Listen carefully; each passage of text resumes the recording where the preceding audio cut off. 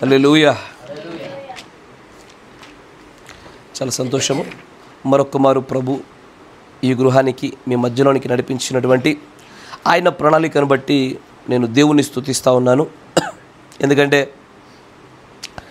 ఆయన చిత్తం లేకుండా చేయబడిన ఏ ప్రయాణమైనను, ఆయన చిత్తం లేకుండా జరిగేటువంటి ఏ కూడికైనను కూడా నిష్ఫలమే. దానిలో ఏ ఫలము కూడా ఉత్పత్తి అవ్వదు. కానీ ఆయన చిత్తమున్న చోట అక్కడ వెలువడేటువంటి ఆ వాక్యముల వలన కనీసం ఒక వ్యక్తిలోనైనా ప్రభు ఆశించుతున్నటువంటి మార్పు కలుగుతుంది. కనుక ఇదంతా కూడా ప్రభు యొక్క చిత్తమని నేను నమ్ముతా ఉన్నాను. సహోదరులు, మీరు మిమ్మల్ని అందరినీ సమకూర్చినటువంటి దేవుడికి స్తోత్రములు కలుగును గాక. మీరు మీ శక్తి చేత ఇక్కడికి వచ్చి ఉండలేదు. ఆయన కృప వలన మాత్రమే ఈ కార్యాలు మనం చేయగలుగుతున్నాము. మన శక్తి చేత, మన బలం చేత ఏ కార్యాలు ఈ భూమిపైన మనం చేయలేమయ్యా. మరి ప్రాముఖ్యంగా ఆత్మ సంబంధమైన విషయాలలో ఏ ఒక్క అడుగు కూడా మనం ముందుకు వేయలేం. ఆమేన్. కూర్చోండి, ఉండండి.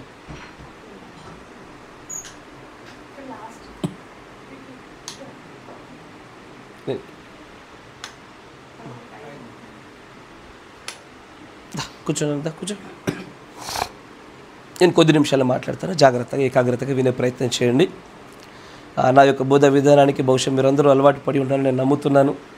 ఎందుకంటే ఎప్పుడైనా కొంచెం కొత్తదైన పద్ధతి వచ్చినప్పుడు అర్థం చేసుకోవడానికి, లేకపోతే మీకు అర్థమవునట్టుగా చెప్పడానికి కొంత సమయం పట్టవచ్చు. కానీ పరిశుద్ధాత్మలపైన ఆధారపడదాం. ఆయన మన మధ్యలో కార్యాలు చేస్తాడని నమ్ముతున్నాను నేను. చాలా మంచిది, చాలా సంతోషం. ఇలాగ నా గ్రూప్ కూడికలు జరగడం అనేది చాలా ఆశీర్వాదకరము. ఎందుకంటే ఈ ఒకే ఒక సందర్భంలో ఏకకాలంలో అనేకమైన ఫలాలు ఉత్పత్తి అవుతున్నాయి ఇక్కడ. అదేంటయ్యా అంటే ఆతిథ్య ఫలం అనేది ఒకటి ఉత్పత్తి అవుతుంది.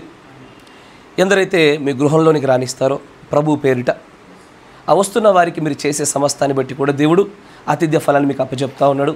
అంతేకాకుండా ప్రభు నామంలో ఇదిగో వీరు నీతిమంతులని మీరు అనుకొని నీతిమంతులుగా ఉన్నటువంటి వారిని మీ గృహంలోనికి రప్పించుకొని వారికి చేసేటువంటి ప్రతిదీ గిన్నెడు చన్నీళ్ళైనా సరే ఆ ఫలాన్ని మీరు అన్నడు కూడా పోగొట్టుకుని నీతిమంతుని ఫలం కూడా ఈ సమయంలో ఉత్పత్తి అవుతుంది ఇక్కడ. అంతేకాకుండా ప్రవక్త ఫలం కూడా ఇక్కడే ఉత్పత్తి అవుతుంది. ఎక్కడైతే ప్రవక్త యొక్క మాటలు, ప్రవక్త యొక్క వర్తమానములు ప్రకటించబడుతూ ఉంటాయో, స్వీకరించబడుతూ ఉంటాయో, ఆ గృహంలో ఖచ్చితంగా ప్రవక్త యొక్క ఫలము కూడా ఇక్కడే ఉత్పత్తి అవుతూ ఉంటుంది. అంతేకాకుండా పరిపూర్ణ మానవుని స్వరూపాన్ని మీరు ఒకసారి తీక్షణంగా గమనించినట్లయితే ఆ 7 మెట్లలో ఏ ఒక్క మెట్టైనా సరే మనం ఒంటిగా ఉన్నట్లయితే దానిలో ఏ ఫలం ఉత్పత్తి అవ్వదు. దానిలో ఏ ఫలం ఉత్పత్తి కావాలన్నా మనం సమూహంలోనే పెట్టబడాలి, మనుషుల మధ్యలోనే ఉండాలి, ఎవరో ఒకరిని బాధించాలా, వారి పట్ల నేను సహనం కనపరచాలి. కరెక్టేనా? ఎవరో ఒకరిని ఇబ్బంది పెట్టాలా, వారిని నేను క్షమించాలా, ఎవరో ఒకరు నన్ను బాగా అవకతవకలు గురి చేయాలా, నేను వారిని ప్రేమించాలా. నాలో నుంచి దైవ సంబంధమైనటువంటి లక్షణాలు ఉత్పత్తి కావాలంటే నేను సమూహంలోనే పెట్టబడాలి. ఆ సమూహంలో కూడా వివిధ రకాల భిన్నాభిప్రాయాలు కలిగినటువంటి ప్రజలు ఉండడం తప్పదు. ఎందుకంటే పౌలు గారు అంటారు, యోగ్యమైనది బయటపడినట్లుగా భిన్నములైనవి ఉండక మానదు అంటాడైన. కాబట్టి భిన్నములైనటువంటి విషయాలు, అభిప్రాయాలు కలిగిన వారందరూ ఒక చోట కూర్చోబడి దేవుని యొక్క ఆత్మలో ఏకత్వాన్ని పొందుకోవడమే సహవాసం యొక్క అసలైన ప్రధాన ఉద్దేశం. అందుకే ఖచ్చితంగా అంటాడు, ఈ సహవాసము దేవుడి యొక్క రాకడ సమీపించుచున్నదన్న విషయం మీరు తెలుసుకుంటున్న కొలది మరి అధికంగా మీరు సమకూడండి, సమాజంగా కూడుట అధికంగా చేయండి మీరు అంటూ ఉంటాడు. వారానికి 1 మారు కాదు, 2 మార్లు కాదు, ఎన్ని మార్లు మీకు వీలుంటే అన్ని మార్లు మీరు ఈ కార్యాన్ని చేయమని చెప్పేసి మన బైబిల్ గ్రంథంలో చూస్తూ ఉంటాం. చాలా సంతోషం. ఈ సమయంలో ఏ ఇంటిలోనికైతే నడిపించబడిన తర్వాత, అక్కడ దైవ సంబంధమైనటువంటి వాక్కులు వెలువడిన తర్వాత అక్కడ ఖచ్చితంగా ఆ ఇంటిలోనికి వచ్చిన వారందరూ చెప్పవలసిన మాట ఒకటి ఉన్నది. ఏంటంటే ఈ కుటుంబానికి శాంతియు సమాధానము కలుగునుగాక. అవును, ఒకవేళ ఈ కుటుంబంలో నిజంగానే అలాంటి అర్హులు ఆ సమాధానాన్ని, శాంతిని పొందుకోవడానికి అర్హులు ఉన్నట్లయితే వారు ఖచ్చితంగా సమాధానపరచబడతారు. ఒకవేళ వాళ్ళు ఆ ప్రస్తుత సమస్యల్లో, ఆ ప్రస్తుత పరిస్థితుల్లో అర్హత లేని వారైతే ఆ సమాధానం తిరిగి మనతో పాటే వచ్చేస్తుంది. కదేనా? అంటే టెంపరీగా క్యాన్సిల్ అవుతున్నట్టు అంతే, పర్మనెంట్ క్యాన్సిలేషన్ అంటూ ఉండదు. ఎసారో మళ్ళీ ఎప్పుడైతే వారు అంగీకరిస్తారో, ఎప్పుడైతే అర్హత కలుగుతారో అప్పుడు వెంటనే ఆ ఆశీర్వాదాలు మళ్ళీ వాళ్ళకు వర్తిస్తాయి. కాబట్టి నిజంగా ఇది ఒక మంచి తరుణం, మంచి సమయము. ఇక్కడ ఒకరినొకరు కొంత పరిచయాలు చేసుకున్నారా? నేను వచ్చాక నేను రావడానికి కొంత పరిచయాలు చేసుకున్నారుగా, అంటే కొంచెం స్తంభించిపోయిన వాతావరణం కనబడుతూ ఉంది. అంతే, కొన్ని కొత్త కొత్త ముఖాలు ఒకసారి పరిచయం అయితే కొంచెం టైం పట్టొచ్చు, పర్వాలేదు. దేవుడికి స్తోత్రం కలుగుని గాక. కొంత సమయాన్ని మన వాక్యంలో గడిపే ప్రయత్నం చేద్దాం. మన ఆనందము, మన జీవము, మన సమస్తము వాక్యమే కాబట్టి దీంట్లోనే మన సమయాన్ని గడిపే ప్రయత్నం చేద్దాం. ప్రకటన గ్రంథము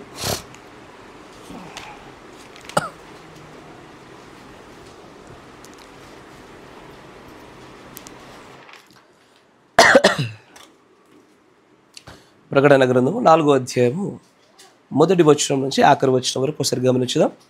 ప్రకటన గ్రంథము 4వ అధ్యాయం 1వ వచనం నుంచి ఆఖరి వచనం నేను చదువుతాను, గమనించండి. ఈ సంగతులు జరిగిన తర్వాత నేను చూడగా, అదిగో పరలోకమందు ఒక తలుపు తెరవబడి ఉండెను. మరియు నేను మొదట వినిన స్వరము బూరధ్వని వలె నాతో మాట్లాడగా వింటిని. ఆ మాట్లాడిన వాడు, ఇక్కడికి ఎక్కిరమ్ము, ఇక మీదట జరగవలసిన వాటిని నీకు కనపరచదనను. వెంటనే నేను ఆత్మవశుడనైతిని. అదిగో పరలోకమందు ఒక సింహాసనం వేయబడి ఉండెను. సింహాసనం నందు ఒకడు ఆసీనుడై ఉండెను. ఆసీనుడైన వాడు దృష్టికి సూర్యకాంత పద్మరాగములను పోలినవాడు. మరకతము వలె ప్రకాశించి ఇంద్రధనస్సు సింహాసనము ఆవరించి ఉండెను. సింహాసనము చుట్టూ 24 సింహాసనములుండెను. ఈ సింహాసనములందు 24 పెద్దలు తెల్లని వస్త్రములు ధరించుకొని తమ తలల మీద సువర్ణ కిరీటములు పెట్టుకున్న వారే కూర్చుండిరి. ఆ సింహాసనములలో నుండి మెరుపులను, ధ్వనులను, ఉరుములను బయలుదేరుచున్నవి. మరియు ఆ సింహాసనము ఎదుట 7 దీపములు ప్రజ్వలించుచున్నవి. అవి దేవుని 7 ఆత్మలు. మరియు ఆ సింహాసనము ఎదుట స్ఫటికమును పోలిన గాజు వంటి సముద్రం ఉన్నట్టుండెను. ఆ సింహాసనములకు మధ్యను, సింహాసనము చుట్టూను, ముందును వెనక కన్నులతో నిండిన 4 జీవులుండెను. మొదటి జీవి సింహము వంటిది, రెండవ జీవి దూడ వంటిది, మూడవ జీవి మనుష్యుని ముఖము వంటి ముఖము గలది, 4వ జీవి ఎగురుచున్న పక్షిరాజు వంటిది. ఈ 4 జీవులలో ప్రతి జీవికి 6 రెక్కలుండెను. అవి చుట్టూను రెక్కల లోపటను కన్నులతో నిండి ఉన్నవి. అవి భూత, వర్తమాన, భవిష్యత్ కాలములలో ఉండు సర్వాధికారియు దేవుడునగు ప్రభువు పరిశుద్ధుడు, పరిశుద్ధుడు, పరిశుద్ధుడు అని మానక రాత్రింబగళ్ళు చెప్పుచుండును. ఆ సింహాసనమునందు ఆసీనుడై ఉండి యుగ యుగములు జీవించుచున్న వానికి మహిమయు, ఘనతయు, కృతజ్ఞతా స్తుతులను కలుగునుగాక అని ఆ జీవులు కీర్తించుచుండగా, ఆ 24 పెద్దలు సింహాసనమునందు ఆసీనుడై ఉండు వాని ఎదుట సాగిలపడి యుగ యుగములు జీవించుచున్న వానికి నమస్కారం చేయుచు, ప్రభువా, మా దేవా, నీవు సమస్తమును సృష్టించితివి. నీ చిత్తమును బట్టి అవి ఉండెను, దానిని బట్టియే సృజించబడెను గనుక నీవే మహిమ, ఘనత, ప్రభావములు పొందనర్హుడవని చెప్పుచు తమ కిరీటములను ఆ సింహాసనము ఎదుట వేసిరి. దేవుడికి స్తోత్రములు కలుగునుగాక. మీరున్న చోట తలలో ఉంచండి, కళ్ళు మూసుకొని చిన్న ప్రార్థన చేసుకున్నాం. కనికర పూర్ణుడా, సర్వశక్తి సంపన్నుడా, చదవబడినటువంటి ఈ లేఖన భాగం విషయంలో నిజముగానే ప్రభువా, మేమందరము కూడా నాయన నీ ఆత్మ యొక్క అనువాదం కోసం ఈ సమయంలో ఇక్కడ మేము ఎదురు చూస్తూ ఉన్నాము. రంగస్థలంపైకి ప్రభువా నీ పరిశుద్ధాత్మను మీరు కుమ్మరించమని, మా అందరితో కూడా మీరు మాట్లాడమని, మమ్మల్ని జీవింపజేయమని, మేము తెలుసుకోవలసిన విషయముల వలన నిజంగానే మమ్మల్ని మేము సిద్ధపరచుకున్న రీతిన సిద్ధపరచుకునేటువంటి భాగ్యం కూడా మాకు దయచేయమని నాయన. దోషములు తీసివేయండి ప్రభువా. ద స్పిరిట్ ఆఫ్ ఎర్రర్ని కూడా ఈ సమయంలో ఇక్కడ ఏమాత్రమో పని చేయకుండా ఉండలాగా మీరు కృప చూపించమని ప్రభు అయిన యేసుక్రీస్తు నామములో ప్రార్థన చేయుచున్నాము. ఆమేన్. చాలా మంచిది. ఇక్కడ ప్రకటన గ్రంథము 4వ అధ్యాయాన్ని మనం గమనించాం. మనందరికీ తెలుసు 2వ అధ్యాయము 3వ అధ్యాయం మనం చూస్తుంటే సంఘకాలాలను గురించి మనం చూస్తాం. తర్వాత 4వ అధ్యాయంలో ఇక్కడ యోహాను గారు అకస్మాత్తుగా ఇదివరకు చూసినటువంటి సంగతుల కన్నా ఇంకా మేలైనటువంటి, ఇంకా స్పష్టమైనటువంటి వివిడ్ డిస్ప్లే, అంటే చాలా చక్కగా కనపరచబడుతున్నటువంటి ఒక దృశ్యాలను చూస్తూ ఉన్నాడు. చూస్తానంటాడు, పరలోకంలో ఒక సింహాసనం వేయబడింది. ఆ సింహాసనం చుట్టూ కూడా జీవులను గూర్చి, ఆ 24 పెద్దల సింహాసనాలను గూర్చి, ఆ సింహాసనాలు మీరు యెషయా గ్రంథంలో చూస్తుంటే ఆ సమయంలో అప్పుడు ఖాళీగా ఉన్నాయి. యెషయా కూడా ఆ సింహాసనం చుట్టూ కొన్ని సింహాసనాలు చూశాడు, కానీ ఆ సింహాసనాలు ఆ సమయంలో ఖాళీగా ఉన్నాయి. కానీ తర్వాత ఇక్కడ యోహాను గారు చూస్తున్న ఈ సమయానికి వచ్చేసరికి ఈ సింహాసనాలు ఇప్పుడు ఖాళీగా లేవు. ఆ సింహాసనాల్లో ఎవరో కొంతమంది కూర్చొని ఉన్నారు. ఆ కూర్చున్న ఉన్నవారు ఎలా ఉన్నారంటే నిజంగానే అక్కడ దూతలు ఉన్నారు. ఆ దూతలతో పాటుగా ఈ సింహాసనముల పైన కొంతమంది పెద్దలు కనబడుతూ ఉన్నారు. మనందరికీ తెలిసిన విషయమే. ఈ 24 పెద్దలు ఎవరో కాదు, కానీ వీరు 12 మంది అపోస్తలులు, 12 మంది గోత్రకర్తలు. Praise the lord. ఎందుకంటే ఈ సింహాసనముల పైన కూర్చుండగలిగేటువంటి హక్కు, అధికారం కేవలము బైబిల్ గ్రంథం అంతట్లో చూసినా కూడా యేసు ప్రభు తర్వాత వారు చేసినటువంటి సువార్త యొక్క విషయంలో కానీ, రాజ్య సువార్త ప్రకటన విస్తరణలో కానీ వాళ్ళు కష్టపడినంతగా వాళ్ళకి ఇవ్వబడినంత బాధ్యతలు ఇంకెవరికి కనబడదు. ఆ సింహాసనాలపైన కూర్చుండే హక్కు, అధికారం ఖచ్చితంగా వాళ్ళదే. కానీ ఇక్కడ ఒక అద్భుత కార్యం జరుగుతూ ఉన్నది. ఏంటయ్యా అంటే, వారు సింహాసనాలపైన కూర్చున్న వారు మాత్రమే కాదు, వారు సింహాసనాలపైన కూర్చోబెట్టబడినారు. ఒకప్పుడేమో కూర్చోబెట్టబల్ల, తర్వాత వారికి సింహాసనం అప్పజెప్పబడ్డాయి. సింహాసనం మాత్రం అప్పజెప్పబడకుండా వారికి వారి తలలపైన కిరీటాలు కూడా పెట్టబడ్డాయి. అంటే ఏదో వారు ఖచ్చితంగా జయించి ఉండవచ్చు, ఏదో ఒక విషయాన్ని సాధించి ఉండవచ్చు. ఎందుకంటే ఒక వ్యక్తికి ప్రత్యేకమైన ఒక స్థానాన్ని, అది కూడా ప్రభు యొక్క సన్నిధిలో, ఆయన సింహాసనం చుట్టూ అలాంటి ఒక ప్రత్యేకమైన సింహాసనాన్ని ఏర్పాటు చేశారు. ఆ సింహాసనం మీద కూర్చుండడం మాత్రమే కాకుండా వారికి కిరీటాలు కూడా అప్పచెప్పబడ్డాయంట. నా మాట వింటున్నారా? కిరీటాలు కూడా అప్పచెప్పబడ్డాయి. కిరీటం అప్పచెప్పబడడం అంటే ఏంటి? ఎందుకంటే మనకు ముద్రలో విషయాన్ని మీరు గమనించాల.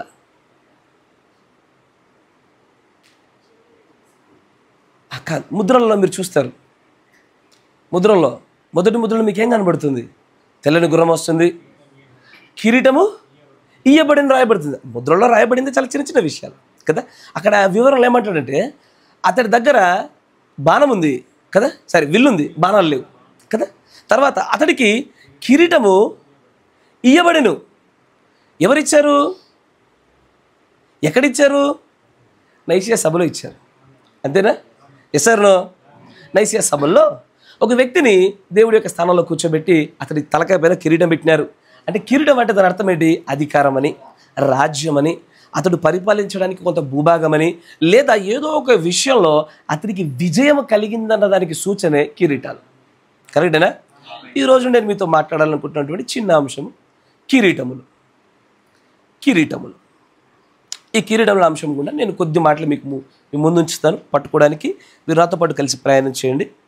ఇక్కడ వారు కిరీటాలు ధరించుకోవడం మాత్రమే కాదు, ఆ కిరీటాలను ఎప్పుడైతే ఆ సర్వాధికారి అయినటువంటి దేవుడి యొక్క ఆ సింహాసనం దగ్గర వారి కిరీటాలు విసిరేస్తున్నారు, అక్కడ వారు విసిరేశారు.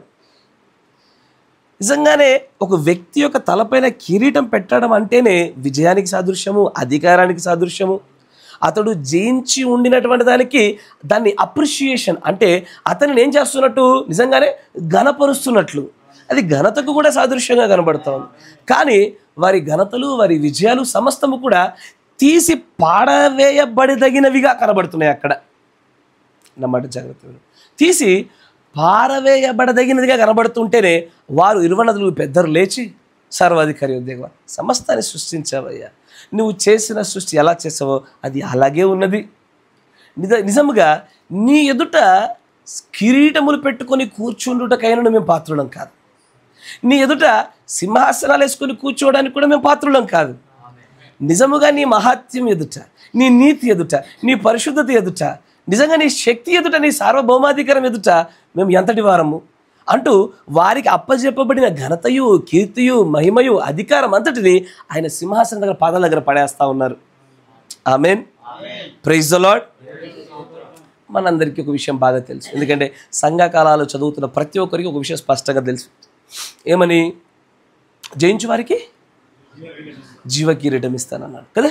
జయించు వారికి జీవ కిరీటం ఇస్తానన్నాడు. సరే, మనం అందరం కూడా జీవ కిరీటం పొందుకోవడానికి ప్రయత్నం చేస్తూ ఉన్నాము. కరెక్టేనా? జీవ కిరీటాన్ని పొందుకోవడానికి ప్రయత్నం చేస్తున్నటువంటి వారము. కానీ దేవుడు తన ప్రవక్త గుండా ఇదే సంఘకాలముల యొక్క వర్తమానంలో, నేను చెప్పేది సంఘకాలముల యొక్క బోధ కాదు, ప్రచురించబడిన పుస్తకాలను చెప్తాను. దాంట్లోనే ఈ కిరీటములలో ఉన్నటువంటి వివిధ రకాలను గురించి మాట్లాడినాడు ఆయన. అన్నమాట జాగ్రత్తగా వెళ్ళండి. ఆ కిరీటములలో ఉండే వివిధ రకాలను గురించి మాట్లాడాడు. ఒక్కొక్క విధమైన కిరీటము ఒక్కొక్క ప్రత్యేకమైన కార్యము చేసినప్పుడు మాత్రమే పొందుకోవడం జరుగుతుంది. ఇప్పుడు సైన్యాధిపతిగా ఉండేవాడి కిరీటం వేరు, రాజుగా ఉండేవాడి కిరీటం వేరు, మంత్రిగా ఉండేవాడి కిరీటం వేరు, రాణికి కూడా కిరీటాలు ఉంటాయి. కరెక్టే కదా. రాణి కూడా కిరీటం ఉంటాయి. సాధారణంగా మనం బయట మన కళ్ళు ఎదురుగా చూస్తూ ఉంటే రాణి కిరీటాలు ఎప్పుడు సన్నగా పల్చగా ఉంటాయి, అంటే సహోదరి మోయలేదు కాబట్టి. కరెక్టేనా. రాజుగారు కొంచెం బలంగా ఉంటారు కాబట్టి కొంచెం పెద్ద కిరీటం పెట్టుకుంటారు. మంచి దానిలో జ్యువెల్స్ ఉంటాయి, అంటే ఏమంటుందని రత్నాలు ఉంటాయి కదా, రత్నాల చేత బంగారం చేత ఉంటుంది. ఇక సైన్యాధిపతులు మిగతా వాళ్ళందరూ వాళ్ళ స్థాయిలను బట్టి వాళ్ళ కిరీటాలు పొందుకుంటున్నారు. కరెక్టేనా. అంటే ఒక్కొక్కరు ఒక్కొక్క కిరీటాన్ని పొందుకుంటున్నారు, ఒక్కొక్కరు ఒక్కొక్క స్థాయిలో ఉంటున్నారు. వారి స్థాయిని బట్టి వారి కిరీటాలు ఆధారపడి ఉన్నాయి. అంతేనా. దీని గురించే పౌలు గారు కొరింథీ పత్రికలో రాస్తారు. 1 కొరింథీ చూడు, 1 కొరింథీ 9వ అధ్యాయము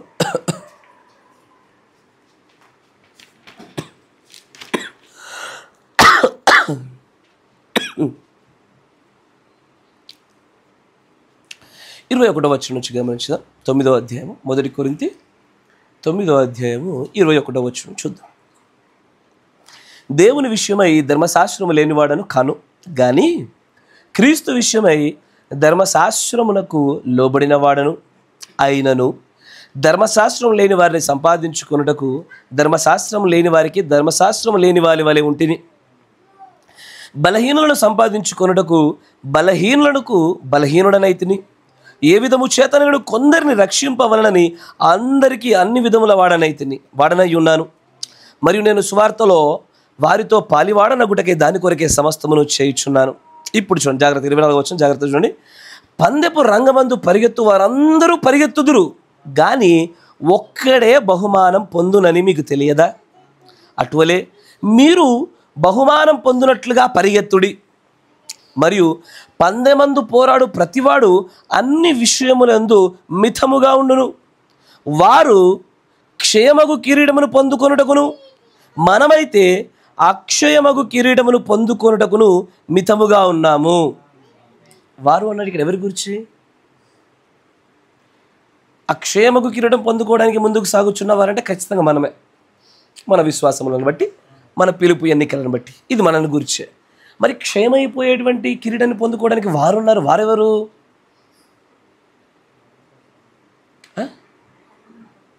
ఎవరు? పర్లేదు, నాతో డిస్కషన్ మెథడ్లోనే మాట్లాడదాం. గృహకుడికే కదా. ఎవరు వారు? అయ్యో, మీరు ఆలోచించట్లే. పరిగెత్తువారు. పరిగెత్తడంలో ముందుండిన వాడు కాకుండా వెనకాలండిన వారందరూ. నా మాట వింటున్నారా? ముందున్నవాడు కాకుండా వెనకాలన్న వారందరూ ఓడిపోయినట్టే. ఎసర్నో ముందుండిన వాడు ఒక్కడే కదా బహుమానం పొందేది. అందుకే కింద అంటాడు చాలా చక్కగా, ఇదే వచనాన్ని ఇంగ్లీష్లో చూస్తే ఆయన చాలా చక్కగా చెప్తాడు. ఎక్కడంటే,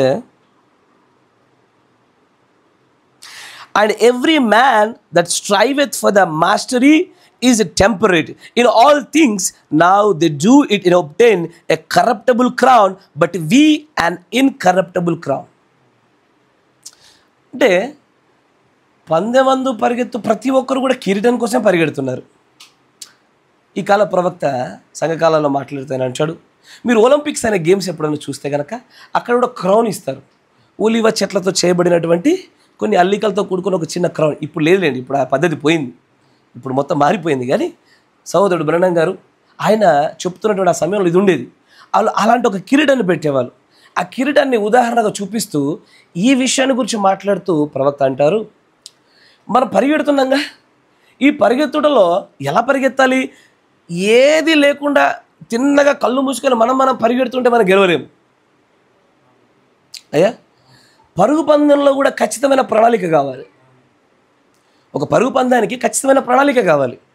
ఇప్పుడు నేను ఈ యొక్క గ్రౌండ్ ఒకటి చుట్టూ తిరిగి రావడం అనే ఒక పరుగు పందెం, మీకు అర్థమయ్యే భాషలో సరళంగా చెప్తాను చూడండి. ఆ పరుగు పందెంలో ప్రారంభ దశలోనే నా పూర్ణ శక్తితో నేను ప్రారంభించా. సగం దూరం వెళ్ళేసరికి నా శక్తి ఉడికిపోద్ది, చివరికి వచ్చేసరికి నేను నెమ్మదైపోతాను. ఎవరైతే చాలా దూరం పరిగెత్తాలిగా, అప్పటికి నా బలం సరిపోతుందో సరిపోదేమోనని మెల్లగా ప్రారంభించా. తీరా నేను చేరుకోవాల్సిన గమ్యం దగ్గరికి రాగానే నాకంటే బాగా వేగంగా పరిగెత్తే వాళ్ళు ముందు వెళ్ళిపోతున్నారు. అన్నమాట వింటున్నారా? అంటే పరుగు పందానికి కూడా ప్రణాళికలు ఉంటాయా? ఖచ్చితంగా ఉండి తీరుతాయి. ఎలా పడితే అలా పరిగెడితే పరుగు పందాన్ని గెలిచి మనకు కిరీటాలు రావు. పరుగు పందాలు గెలవడానికి కూడా దానికి దేవుడు ఖచ్చితమైనటువంటి రూల్స్ అండ్ రెగ్యులేషన్స్ పెట్టినాడు ఆయన. అందుకే పౌలు గారు అంటారు, పరుగు పందెంలో పరిగెత్తాలనుకున్న ప్రతి ఒక్కడు, గెలవాలనుకున్న ప్రతి ఒక్కడు మితంగా ఉంటాడండి. ఏ విషయాల్లో మితంగా ఉంటాడు? దేనిలో మితంగా ఉంటాడు? ఇవన్నిటిని గురించి మనం చూడాలి. కానీ ఇక్కడ మనము చేస్తున్నటువంటి ఈ పరుగు పందెం ఏదో కాదు, కానీ ప్రస్తుతం మనం చేస్తున్న ఈ భక్తి, మనం ఎదురిస్తున్న ఈ లోకము, మనం పొందుకోవాలని ప్రయత్నం చేస్తూ దేవుడికి భార్యగా మలచబడుతూ ఆయన రాజ్యానికి వెళ్ళాలనుకుంటున్నదే ఈ పరుగు పందెం. ఈ లోక సంబంధమైనటువంటి ధనార్జన కానీ, ఈ లోక సంబంధంగా ఏదో ఒక పని చేద్దామనో, గృహాన్ని కడదామనో, ఏదో ఒక దాన్ని ఎస్టాబ్లిష్ అంటే ఒక దాన్ని ఏర్పాటు చేద్దామనేది మనకు పరుగు పందెం కాదు. కానీ ఇది వేరే వారికి, అన్యులకు మరియు బయట జనులకు ఇది పరుగు పందెంగా ఉందేమో. మన పరుగు పందెం ఏంటంటే ప్రభు యొక్క సింహాసనం పైన కుడి పార్శ్వన కూర్చొని మన పరుగు పందెం. ఎందుకంటే నిత్యత్వంలో అనేక మంది కూర్చుంటారు. నిత్యత్వంలోకి చాలామంది వస్తారు. బుద్ధి కలిగిన వారు వస్తారు, బుద్ధి లేని వారు వస్తారు, వధువుకు సహాయం చేసిన వారు వస్తారు, 1,49,000 మంది వస్తారు. ఎసారో అనేకులు వచ్చి కూర్చుంటారు అక్కడ. కానీ అక్కడ ఇక్కడ కాదు, ఖచ్చితంగా మన టార్గెటు, మనము గురిపెట్టింది ఆయన యొక్క సింహాసనం యొక్క కుడి పార్శ్వాన్నే. అక్కడి వరకు పరిగెత్తాల. అక్కడి వరకు పరిగెత్తడానికి అనేకులు ప్రయత్నం చేస్తూ ఉన్నారు. కానీ మన ప్రయత్నాలను బట్టి, మనము అధిగమిస్తున్న విషయాలను బట్టి మనం పొందుకునే కిరీటాలు ఆధారపడి ఉన్నవని చెప్తున్నాడు ఆయన. నువ్వు ఎంతలా పరిగెడుతున్నావు, ఏ ప్రణాళికలో పరిగెడుతున్నావు, ఏ వేగంతో పరిగెడుతున్నావు, నిజంగా మితంగా ఉండి పరిగెడుతున్నావా, గెలవడంలో కూడా ఏ స్థానంలో గెలుస్తున్నావు అన్న దాన్ని బట్టి నీ కిరీటాలు ఆధారపడి ఉన్నాయి. నా మాట వింటున్నారా? Praise the Lord. దీన్ని గురించి ఈ కాల ప్రవక్త చర్చెస్ అనేటువంటి ఒక పుస్తకం చాలా చక్కగా ఒక మాట చెప్తాడు, మీకు చూపిస్తాను చూడండి.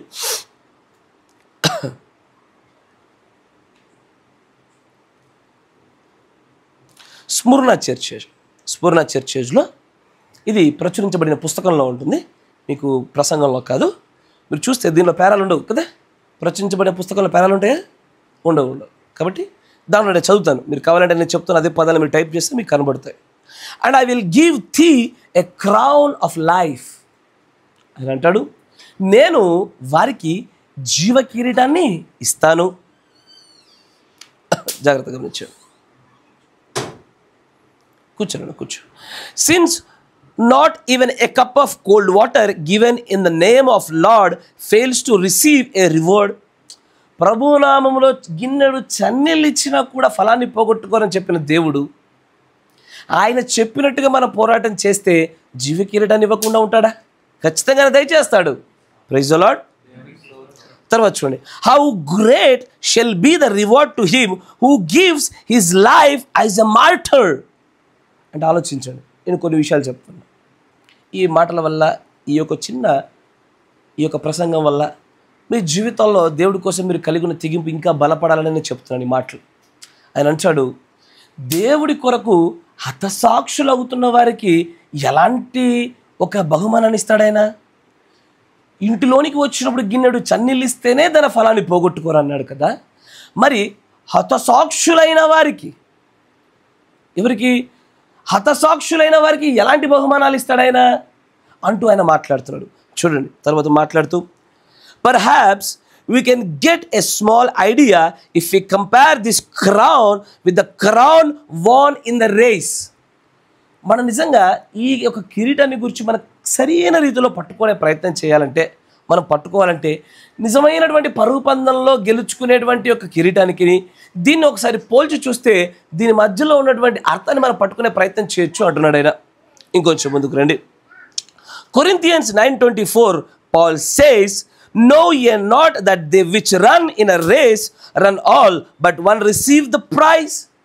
పరుగు పందెంలో పోరాడేవాడు అందరూ అనేకులు ఉండొచ్చు, కానీ దానిలో బహుమతి పొందేవాడు ఒక్కడే. తర్వాత, so run that ye may obtain a crown given to the winner of the Olympics. Race was a herald of olive branches. నేను చెప్పిన రీతిగా ఒలివ యొక్క కొమ్మలతో ఒక చిన్న కిరీటంలాగా చేసి గెలిచిన వారి యొక్క తలల పైన పెట్టడం అనేది ఒకప్పుడు ఉండేది. But the crown spoken of here in the revelation given to a martyr. జాగ్రత్తగా వినండి నా మాట, జాగ్రత్తగా. జీవ కిరీటాన్ని పొందుకోవడానికి ప్రయత్నం చేస్తున్నాగా మనం అంతా. ఇంతకాలం నుంచి జీవ కిరీటం మనది అంటున్నాగా, కానీ జీవ కిరీటం అందరికి ఇవ్వడైనా, జీవ కిరీటాన్ని అందరికి ఇవ్వడైనా. అందరికి ఇవ్వడంటే బ్రదర్ ఈ వర్తమాన ప్రకారం నడవకపోతే ఇవ్వడు కావచ్చు అని మీరు అనొచ్చు. కాదు కాదు, ఇంకొంచెం ఇక్కడ కొంచెం లోతులోకి వెళ్ళే ప్రయత్నం చేస్తే ఆయన జీవ కిరీటాన్ని కేవలము హతసాక్షులకే ఇస్తాడు. నా మాట జాగ్రత్త వినండి. అంటే ప్రభువు యొక్క నామములో ప్రాణం పెట్టిన వాడికి మాత్రమే, ప్రభు యొక్క నామంలో ప్రాణాలు కోల్పోయిన వాడికి జీవ కిరీటము. నా మాట వింటున్నారా? ఎందుకంటే మీరు ప్రకటన గ్రంథంలో ఉన్నటువంటి ఈ జీవ కిరీటాన్ని గురించి అనేక ప్రసంగాలు మీరు వింటున్నప్పుడు మనం జయిస్తే మనకు జీవ కిరీటం వస్తుంది, జయిస్తే జీవ కిరీటం వస్తుంది వింటాం, కానీ కాదు కాదు, అక్కడ ఆయన స్పష్టమైన తేడాను చూపిస్తూ ఉంటాడు ఈ కాల ప్రవక్త. ఆయన అంటాడు, జీవ కిరీటం అందరిది కాదండి, ఎవడైతే తన జీవాన్ని పెడతాడో వాడికి జీవ కిరీటం. అంతేనా? జీవం పెట్టువానికి జీవ కిరీటం రావాలి. జీవం పెట్టని వానికి మరి ఏం జీవం పెట్టని వారికి ఏం జరుగుతుంది? ఇక్కడ అంటాడు, ఇంకొంచెం ముందుకు రండి. But the crown spoken of here in the revelation given to a martyr is the crown of royalty. Jesus calls it the crown of life. దీన్ని యేసు ప్రభు వారు ఏది తన మరణము ద్వారా, తన జీవాన్ని పెట్టుట ద్వారా ఒక విశ్వాసి జీవ కిరీటాన్ని పొందుకుంటాడు. ఆ జీవ కిరీటాన్ని యేసు ప్రభు ప్రకటన గ్రంథంలో ఉన్న విషయాన్ని ఆయన ద క్రౌన్ ఆఫ్ లైఫ్, జీవ కిరీటం అని ఆయన ప్రస్తావిస్తున్న విషయం చెప్తున్నాడు. కానీ ఇక్కడ ఇంకో కిరీటం ఉన్నది, జాగ్రత్త వినండి. The one crown is for those who have striven. నా మాట జాగ్రత్త వినండి. ఇక్కడ ప్రవక్త యొక్క వర్తమానాన్ని మనం తీసుకోలేకపోతే ఈ యొక్క కిరీటముల విషయంలో సరి అయిన వాక్య విభజన ఎన్నటికీ సాధ్యం కాదు. ఎందుకంటే ఇక్కడ మాట్లాడుతున్నటువంటి ఈ విభజన మీకు బైబిల్లో కూడా దొరకడం కష్టం. బైబిల్ అనేకమైన కిరీటాలు కనబడతాయి, నేను వాటన్నిటి మీకు చూపిస్తాను ఇప్పుడు. అవన్నీ కనబడుతున్నప్పటికీ కూడా ఇక్కడ ఈ కాల గడియ వర్తమానికుడు ఈ కిరీటములు విభజించిన విధానం రెండు. ఒకటి, ఎవరైతే the one who gives their life as a martyr, అంటే ఒక హతసాక్షిగా తన ప్రాణాన్ని ఎవరు పెడుతున్నారో వారికి జీవ కిరీటము. The one who is going to striven in the name of Lord. Striven అంటే భరించుట, స్ట్రివెన్ అంటే దాని గుండా కొనసాగుట, స్ట్రివెన్ అంటే దాన్ని మోయుట. అంటే ఎవరైతే అనుభవిస్తున్నారో, ఎవరైతే మోస్తున్నారో వీరికి అనుగ్రహించబడుతున్న కిరీటాలు వేరు. మీకు అర్థమవుతుందా? ప్రతి ఒక్కరు, ఎందుకంటే ఈ స్పష్టత లేని ప్రతి ఒక్కరు జీవకిరీటం నాదే, జీవకిరీటం నాదే అనుకుంటున్నారు. కాదు కాదు కాదు, the crown of life is not for everybody. అది కొంతమందికి ఇచ్చాడు ఆయన. ఎలాంటి వారికి అయ్యా అంటే మీరు గమనిస్తే కనుక 5వ ముద్రలో బలిపీఠం కింద కొన్ని ప్రాణాలు కనబడతా ఉంటాయి కదా, కొన్ని సోల్స్ కనబడతా ఉంటాయి. వాళ్ళందరికీ యేసు ప్రభు తెలీదు కదా. వాళ్ళు యేసు ప్రభు తెలియదు అంటే అంగీకరించలా. వారందరూ ఎవరు? ప్రపంచ యుద్ధాలలో మరణించినటువంటి కక్కిషేయండి హతసాక్షులు. ఎవరు వాళ్ళు? కరెక్ట్గా చెప్పారు, కరెక్ట్, యూదులే. వాళ్ళకి యేసు ప్రభు తెలుసా? తెలుసు. అంగీకరించారా? అంగీకరించలే. అయినా సరే వారికి దేవుడు ఏం చేశాడు? తెల్లటి వస్త్రాలు ఇచ్చాడు. ఆయన దేన్ని బట్టి ఇచ్చాడు? Because they are the martyrs of the God. వారు యెహోవా నామములో హతసాక్షులుగా మార్చబడిన వారు. వారికి ఇవ్వబడుతున్న వస్త్రం వేరుగా ఉంది. నా మాట వింటున్నారా? తర్వాత ప్రకటన గ్రంథంలో శ్రమల గుండా తమ వస్త్రాలు ఉదుక్కొని వస్తున్నటువంటి గుంపు ఒకటి ఉంది. ఈ గుంపు ఎవరు? శ్రమల గుండా అనగానే అందరికీ ఫస్ట్ బుద్ధిలేని కన్యక గుర్తొస్తుంది, కరెక్టేనా? కానీ అదే లేఖనాన్ని ఈ కాల ప్రవక్త దానిని ఇటు బుద్ధిలేని కన్యకకి, ఇటు బుద్ధి కలిగినటువంటి కన్యక ఇరువురికి దాన్ని వర్తించాడు ఆయన. అంటే ఇరువురు ప్రయాణం చేసే విధానం వేరు. వారు పొందుకునే వస్త్రాలు తెలుపే, కానీ పొందుకున్న విధానము వాటి మహిమలు వేరు. నా మాట వింటున్నారా? హతసాక్షులుగా మారిన వారు పొందుకున్న తెల్లని వస్త్రాల మహిమ వేరు. ఆయన కుడి పార్శ్వమునందు కూర్చుంటున్నటువంటి భార్య యొక్క వస్త్రాల మహిమ వేరు. ఎందుకంటే వస్త్రం యొక్క మహిమ దేన్ని సూచిస్తుందంటే అధికారాన్ని సూచిస్తుంది. నేను ఒక పోలీస్ డ్రెస్ చేశాను, నన్ను పోలీస్ అని పిలవాలా? ఈ యొక్క డ్రెస్ నాకు ఏమి ఇచ్చింది? అధికారాన్ని ఇచ్చింది. It has given me some responsibility and also authority కదా. అథారిటీ ఇస్తూ ఉంది, రెస్పాన్సిబిలిటీ ఇస్తూ ఉంది. అట్లాగే ఇక్కడ ఈ కిరీటాల విషయంలో కూడా అంతే. కిరీటాలు ఎవరెవరికి ఏ ఏ కిరీటాలు వస్తాయో తెలుసుకోవాలి మనం. ఆయన అంటాడు, జీవ కిరీటం అందరికి కాదు, జీవ కిరీటం only for the martyrs. Martyrs, martyrs అంటే హతసాక్షులకు మాత్రమే. అందుకని అంటే చూడండి, చాలా చక్కగా చెప్తాడు. మరొకసారి రిపీట్ చేస్తున్నాను మీ కొరకు, జాగ్రత్త వినండి. The crown, the spoken of here in the revelation given to a martyr is the crown of royalty. Jesus calls it crown of life. కదా. హతసాక్షులకే జీవ కిరీటం, అందరికి కాదు. ఇంతకీ మీకు జీవ కిరీటం వస్తుందా? మీరు జీవ కిరీటం పొందని ఆశపడుతున్నారా? జీవ కిరీటం పొందడానికి ఆశపడుతుంటే మరి మీరు రాళ్ళ దెబ్బలకి, కొరడాలకి, గన్ షాట్స్కి రెడీగా ఉండాలా. ఎందుకంటే ఆయన నామంలో ప్రాణాలు పెడితేనే జీవ కిరీటము. ఎస్ఆర్నో. కానీ ఇంకొక కిరీటం ఉన్నది ఇక్కడ. ఇదేం కిరీటము చెప్తాడు చూడండి. The one crown is those who have striven, the other one is for those who have given. అంటే ప్రాణాలు ఇచ్చిన వారికి ఒక కిరీటము, ఆ ప్రాణంతో పోరాడిన వారికి మరొక కిరీటము కదా.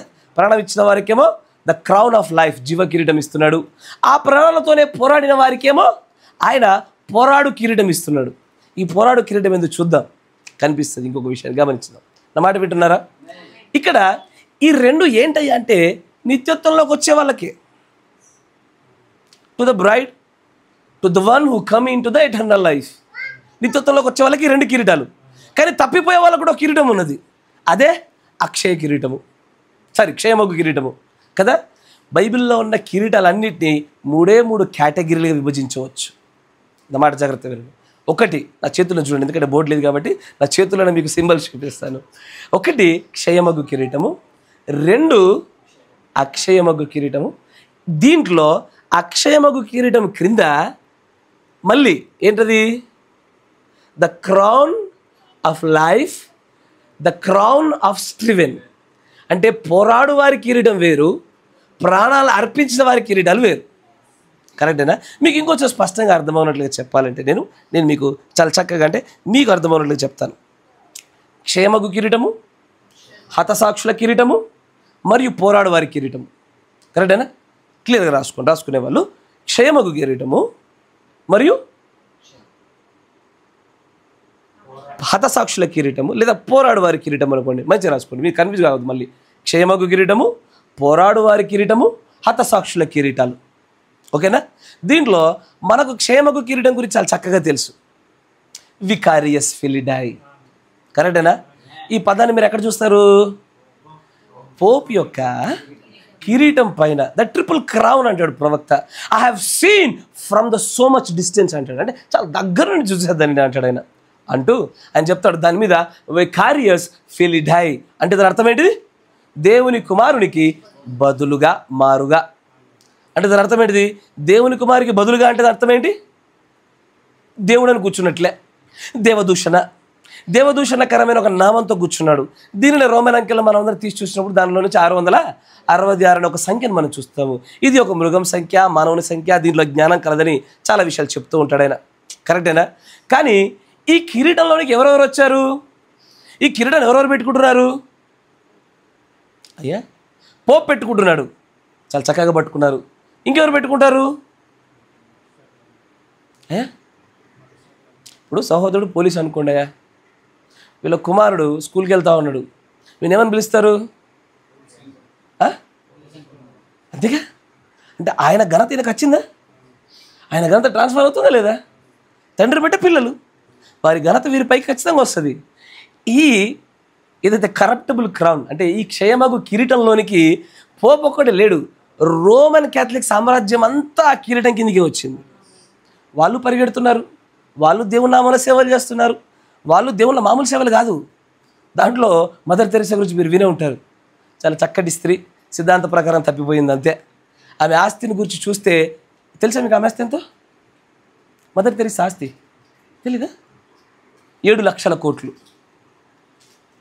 ప్రపంచ నలుమూలల నుంచి ఆ డబ్బును సేకరించి ఎక్కడ వేసేది తెలుసా? రోమ్ యొక్క బ్యాంకులో వేసేది. నువ్వు నా ప్రార్థనలు జ్ఞాపకం ఉన్నవా? ప్రపంచ సంపదను అంతటి వాడు ఒక చోటికి తీసుకొస్తాడు. ఆ ప్రణాళికలో పావుగా వాడబడిన దాంట్లో ఈ స్త్రీ ఒకటి. ఆమెకు తెలియకుండానే జరుగుతూ ఉంది. ఎందుకంటే everybody works towards that particular crown. ఆ క్షయమగు కిరీటం దిశగానే పనిచేస్తారు. వారి కార్యాలను బట్టే వారు పొందుకున్నటువంటి కిరీటాలు కూడా అలాంటివే. క్షయమైపోయే వారికి క్షయమగు కిరీటాలు. కరెక్టేనా? క్షయమైపోయే వారికి క్షయమగు కిరీటాలు. ఇక్కడ రోమన్ క్యాథలిక్ వారు మాత్రమే కాదు. ఎందుకంటే రోమన్ క్యాథలిక్ని మనందరికీ తెలుసు. ఈ కాల ప్రవక్త ఒక భయంకరుడు ఒక పదంతో వాడతాడు, షీఈ్ ఎ గ్రేట్ హార్లెట్ కదా. ఆమె మహావేశ్య. ఎందుకంటే ఆమె విగ్రహములతోనూ మానవ సంబంధమైన డీడ్స్ అంటే సిద్ధాంతాలతో తన పవిత్రతను కోల్పోయిందని. కానీ ఆమె మాత్రమే కాదు కోల్పోయింది, ఆ గ్రేట్ హార్లెట్ యొక్క పిల్లలు కూడా కోల్పోయినారు. నా మాట వింటున్నారా? గ్రేట్ హార్లెట్ యొక్క పిల్లలు ఎలా ఉంటారు? ఎవరు వారు? ప్రొటెస్టెంట్ సంఘాలు కదా. ప్రొటెస్టెంట్ సంఘాలన్నీ కూడా ఈ క్షేమ కిరీటం కిందకి వచ్చి పడ్డాయి. ఈ విషయం వారికి తెలుసా? వారిలో వెళ్ళి బ్రదర్ నీకు ఏ కిరీటం కావాలంటే ఫస్ట్ ఏమంటారు తెలుసు? జీవ కిరీటం అంటారు. ఇది ప్రజల విశ్వాసం నోట్లో బాగా ఆడే కిరీటం ఇది బాగా ఆడుతుంది బ్రదర్ నోట్లో. మాట్లాడితే చాలు, ప్రభు నీ జీవ కిరీటం నాకు దయచేయి ప్రభు, గాడ్ బ్లెస్ యు అన్న. అట్లీస్ట్ నీకు అది ఉచ్చరించడానికి నీకు అవకాశం ఇచ్చా అంటే ఊరికి దక్కేవి కాదవి. నేను జీవ కిరీటాన్ని పొందుకోవాలంటే స్టెఫెన్ మీరు జ్ఞాపకం చేసుకోండి. సువార్త పనిలో ముందుకెళ్తూ ఉంటే రాళ్లతో కొడుతున్నారు. ఒక దిక్కు అటు ఆకాశం తెరవబోట చూస్తూ ప్రార్థన చేస్తుండగా ఒక్కొక్క రాయి ఎక్కడ పడితే అక్కడ తగులుతూ ఉంది.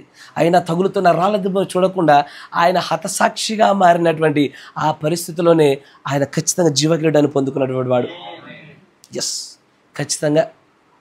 మీరు దేవుని యొక్క శిష్యులను కూడా చూసుకోండి. శిష్యులలో సాధారణమైన మరణం పొందేది కేవలం యోహాను ఒక్కడే. కరెక్టేనా? యోహాను ఒక్కడే ఆ సాధారణమైన. మిగిలిన వారందరూ హతసాక్షులే. కొంతమంది రివర్స్లో సిలువ వేయబడినారు, కొంతమంది రంపాలతో వేయబడినారు. తెలుసా? ఒక్కొక్కరు ఒక్కొక్కలాగా చంపబడ్డారు. పౌలు గారు అయితే తల నరికించబడ్డాడు. బాప్తిజం ఇచ్చే యోహాను గారు సైతము శిరచ్ఛేదన చేయబడినాడు. వీరంతా హతసాక్షులు. వీరికే జీవ కిరీటాలు. ఈ కిరీటం ఊరికి రాదే, కొంచెం కష్టపడితే వస్తుంది. ఇది ఎలాంటి కష్టం అంటే కసరత్తుల కష్టం కాదు, కానీ ప్రాణాన్ని పెట్టే కష్టం ఇది. అవునా? ఇలాంటి కష్టపడే వారికి మాత్రమే ఈ జీవ కిరీటాన్ని ఇస్తాడు. కానీ క్షేమగు కిరీటంలో మాత్రం ఎవరెవరు ఉన్నారంటయ్యా? ఈ మొదటి దాంట్లో రోమన్ క్యాథలిక్ వారు మరియు సంఘ సాఖ్య సమాఖలు ఎవరైతే ఉన్నారో ప్రొటెస్టెంట్ సంఘాలన్నీ అలాగే ఉన్నాయి. ఈ రోజున మీరు చూస్తుంటే విచ్చలవిడిగా విరివిగా ఎక్కడ పడితే అక్కడ చర్చలు, డిబేట్లు, అవన్నీ చూస్తుంటే ఒక సైడు బాధ, ఒక సైడు కోపము, వివిధ రకాల ఆలోచనలు తిరుగుతూ ఉంటాయి. చక్కగా మోకరించినప్పుడే ప్రశాంతత కలుగుతూ ఉంటుంది. ఇక ఎందుకంటే ఇలాంటి బ్యాచ్ ఇప్పుడు మేము ఉన్నటువంటి మా డిస్టిక్ ప్రాంతంలో కూడా ఈరోజే రేపు ఆ మీటింగ్ అది సదస్సులు, ఈ యొక్క బ్రహ్మ గారి యొక్క బోధలపైన ప్రత్యేకమైన సదస్సులని మా డిస్టిక్లో పెడతా ఉన్నారు. వాడు తీసుకొచ్చి ఏం చేశాడు? మేము ఉండేటువంటి మా స్థానిక చర్చిలో రూమ్లు ఉంటాయి. ఒక రూమ్కి ఇట్లా డోర్ ఉంటుంది. ఆ డోర్కి మేఘం ఉంటుంది. 1963లో దేవుడు వచ్చిన మేఘ రూపంలో వచ్చినటువంటి క్రీస్తు ఉంటాడు. అక్కడ తీసుకొచ్చి ఆ గడికే పెట్టాడు. దేన్ని? బ్రహ్మ బోధన వ్యతిరేకిస్తున్న మాట. వాడు బామాల చక్కటి ప్రదేశాన్ని ఎన్నుకున్నాడు వాడు. మళ్ళీ ఆ సమయంలో మేము అందరం చర్చిలో ఉన్నాం. తీసుకొచ్చి కరెక్ట్ మేఘం దగ్గర తెచ్చాడు వాడు. మళ్ళీ అన్ని డోర్లు ఉండగా విచిత్రమైనటువంటి ప్రజలు. కానీ వాళ్ళు ఏమనుకుంటున్నారో తెలుసా? వారి ఆలోచన ఏంటంటే వీరు దుర్బోధకులు, వీరు వాక్య సత్యంలో నిలబడలేని వారు, వీరిని ఏ విధము చేతనైనా సరే వీరిని అరికడితేనే దేవుని సువార్త చక్కగా ముందుకు సాగుతుంది, వీరిని అరికట్టుటే మనం దేవుని సేవ చక్కగా చేస్తున్నట్టు అనుకునేలాగున వారి భక్తి మారిపోయింది. దీన్ని యోహాను సువార్తలు అంటాడు. చూడండి, యోహాను సువార్త 16వ అధ్యాయం 2వ వచనం, కొంచెం వేగవంతంగా.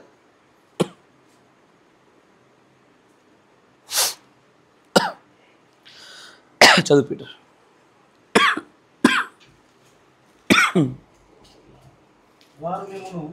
వారు మిమ్మును సమాజ మందిరంలో నుండి వెలివేస్తారు, మిమ్మల్ని చంపు ప్రతివాడు.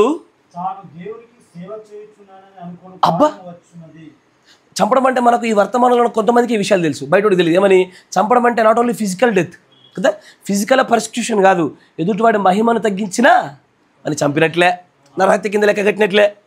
అంటే ఈ యొక్క బోధ ప్రభావాన్ని తగ్గించడాన్ని వాళ్ళు ఎలా చూస్తారంటే, ఎంత గొప్పటి దేవసేవ చేశాం మేము, డిస్టిక్లో అవగాహన సదృష్టి పెట్టాము.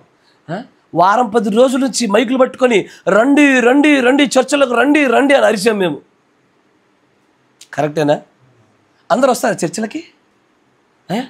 అందరూ వస్తారా? ఇప్పుడు ముంబైలో ఒక చిన్న దొంగతనం జరిగింది. ఇక్కడ ఏఎస్ రావు నగర్లో ఒక పోలీసు ఉన్నాడు. ఆయన ఫోన్లో చూశాడు, అక్కడ దొంగతనం జరిగిందని చెప్పేసి, నువ్వు వాగు, నువ్వు అక్కడే ఉండు, ఇప్పుడే వచ్చేస్తా అని చెప్పి వెహికల్ వేసుకొని వెళ్ళిపోతారు ముంబైకి దొంగను అరెస్ట్ చేయడానికి. ఎందుకని? దొంగ పని ఏంటిది? సరే, పోలీస్ పని ఏంటిది? దొంగను పట్టుకోవడమే. మరి దొంగతనం జరిగింది, పరిగెత్తొచ్చుగా. కరెక్టే కదా? అట్లాగే ఈ చర్చల విషయాలు కూడా అట్లాగే సాగుతాయి. నువ్వు ఎక్కడో కూర్చొని ఎక్కడో ఉన్న వాళ్ళని పిలిస్తే రారు వాళ్ళు. ఎందుకంటే వాళ్ళకంటూ దేవుడు ఒక ప్రత్యేకమైన భూభాగ స్థలాన్ని ఇచ్చి ఇక్కడ సేవ చేయమని చెప్తుంటే ఆ పరిధిలోనే వారు సేవ చేస్తారు. ఆ పోలీసుకు ఒక పరిధి ఉంటుంది, వాళ్ళు ఈ పరిధిలోనే సేవ చేయాలా, ఈ పరిధిలో ఉద్యోగాలు చేయాలా. ఎక్కడో దొంగ ఉంటే ఇక్కడ నుంచి పోయి పట్టుకుంటాడా? ఆ ప్రాంతంలో ఉండే కూడా పట్టుకోవాలా, ఆ ప్రాంతంలో ఉండే పోలీసులు చూసుకోవాలా, ఆ ప్రాంతంలో ఉండే కాపురం దగ్గరికి వస్తే వాళ్ళు చూసుకుంటారు. కరెక్టేనయ్యా? ఇస్తారో? ఎందుకంటే ఈ విషయాలు విన్నప్పుడు కొంతమంది చెప్పారు, బ్రదర్ ఇలాంటి చర్చలన్నీ వింటున్నప్పుడు హృదయం అంతా కుంగి కృషించిపోతుందయ్యా అన్నారు నాతో. నేను వారికి ఒకటే చెప్పాను. ఏమని చెప్పానంటే, ఎందుకని చాలా గొప్ప గొప్ప సేవకులు ఉన్నారు కదా, వీళ్ళందరూ వెళ్ళి ఎందుకు మాట్లాడతలేరు? ఎందుకని వాళ్ళకు చాలా విషయాలు తెలుసుగా, ఎదుటి వాళ్ళని చక్కగా సైలెంట్ చేస్తారుగా, నిశ్శబ్దం చేస్తారుగా, మాట్లాడొచ్చుగా అంటే, అయ్యా మీరు ఎప్పుడైనా అడవిలో సింహాన్ని గమనించండి. ఎందుకంటే మనం యూదాగోత్ర సింహం గురించి మనం పోల్చుకోవాలా. ఆ సింహాన్ని చూడండి, అది సింహమని రాజని అడవిలో ఉన్న జంతువులను చంపేస్తుందా? దానికి ఆకలి అవ్వాలా? ఆకలి అయినప్పుడు దాని ముందు ఒక జంతువు కనబడాలా, దాన్ని అని ఫిక్స్ అవ్వాలా, అప్పుడు దానికి ఇవ్వబడినటువంటి ప్రేరేపణ బట్టి దానిపై దాడి చేయాలా. రాజన్నంత మాత్రాన కనబడి ప్రతి జంతువు తినదు అది, కరెక్టేనా? కానీ ఇక్కడెక్కడో సింహం ఉంది, దూరంగా ఒక ర్యాబిట్ తిరుగుతూ ఉంది. ఆ ర్యాబిట్ అనుకుంటుంది ఏమని, ఈ అడవిలో 10 సంవత్సరాల నుంచి తిరుగుతున్నా, ఎన్నోసార్లు అరిచా, నవ్వా, దగ్గా, ఆ సింహం చూసావా ఒక్కసారి నా దగ్గర రాలే, భయం నేనంటే.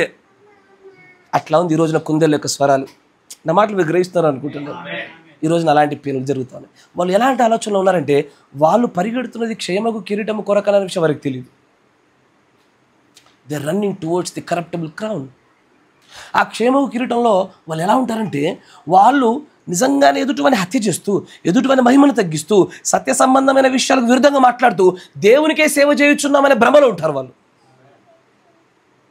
ఇది క్షయమగు కిరీటాల యొక్క పరిస్థితి. ద సాతాన్ ఈడెన్ అంటే సాతాను ఎదురైన వర్తమానంలో ప్రవక్త ఒక మాట చెప్తాడు. ఆ మాట ఎలా ఉంటుందో తెలుసా?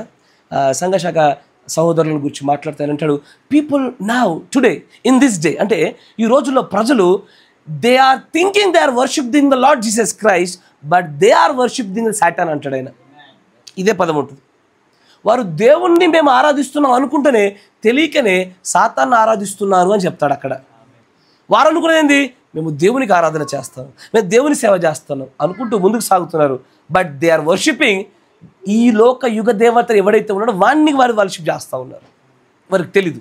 వీరందరూ పరిగెడుతున్నారు దేనికోసమయ్యా అంటే క్షయమగు కిరీటం కొరకే. అంతేనా? ఇక్కడ క్షయమగు కిరీటం గురించి చాలు, వాళ్ళ గురించి ఎక్కువ మాట్లాడుకోవడంలో మనలో ఏ ఉత్తేజం కలగదు. కానీ మన గురించి వద్దాం, మన కిరీటాల దగ్గరకు వచ్చేద్దాం. అసేనా? మన షాపింగ్ చేయబోయే విషయాల గురించి చూస్తుంటే మనకు ఆనందం కలుగుద్ది. ఆర్డర్ పెట్టిన వస్తు ఇంటికి వచ్చే లోపల మళ్ళీ వెళ్ళి ఆర్డర్స్ లోపల 10 సార్లు చూస్తాం, దాన్ని తిప్పి మరి చూడాలా. అది ఆర్డరా బాగుందా, కరెక్ట్ అడ్రస్ పెట్టానా, చక్కగా ఉందా, 10 సార్లు చూస్తారు దాంట్లో ఆర్డర్లో. ఎందుకంటే మనం పొందుకోబోయే దాని గురించి కొంచెం ఆసక్తి ఎక్కువగా ఉంటుంది. అలాగే ఈ 2 కిరీటాలు మనకు ఆసక్తికరమైనవి. ఒకటి హతసాక్షుల కిరీటము, రెండోది పోరాడు వారి కిరీటము. The crown for the striven, the crown for the life given కదా. జీవమునిచ్చు వారికి కిరీటాలు, మరియు ఆ జీవంతో పోరాడు వారి కిరీటాలు. ఇప్పుడు హతసాక్షుల కిరీటాన్ని గమనించుదాం. హతసాక్షుల కిరీటం చూస్తే మీరు ఇక్కడే మన ప్రకటన గ్రంథంలో సంఘకాలంలో చూడండి.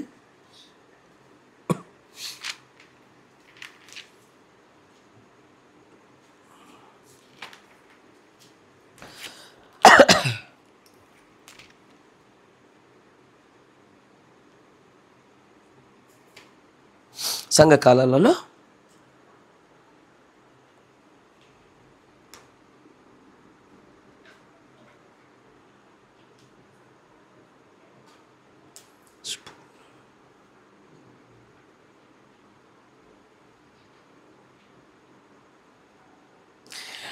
రెండవ అధ్యాయం 13వ వచనం చూడండి.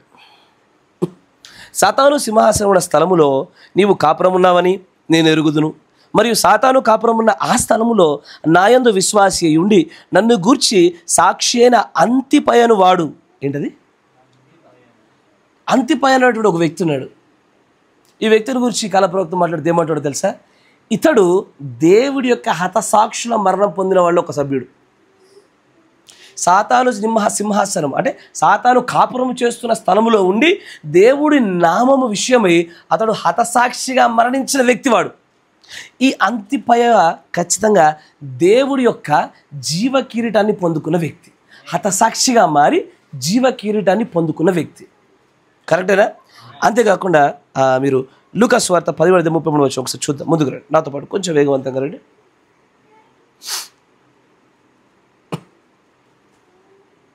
లూకా సువార్త 17వ అధ్యాయము 33వ వచనం. ఇక్కడ ఒక మాట చెప్తాడు ప్రభు. ఏమని చెప్తాడు చూడండి. తన ప్రాణమును రక్షించుకొన గోరువాడు దాన్ని పోగొట్టుకొనును, దానిని పోగొట్టుకొనువాడు దానిని సజీవంగా కాపాడుకొనును. జీవ కిరీటం యొక్క సూత్రం ఇదే. ద క్రౌన్ ఆఫ్ లైఫ్ అది కావాలనుకున్న వారికి వారి ప్రాణాలను ఏమంటారు తెలుసా? మీరు మీ అన్నలైనను, మీ అక్కలైనను, మీ అన్న చెల్లెలను, తమ్ముదలను, ఎవరైనా సరే చివరికి నీ ప్రాణమును సహా నువ్వు ద్వేషించకుంటే నాకు పాత్రుడవు కాదు. కరెక్టేనా?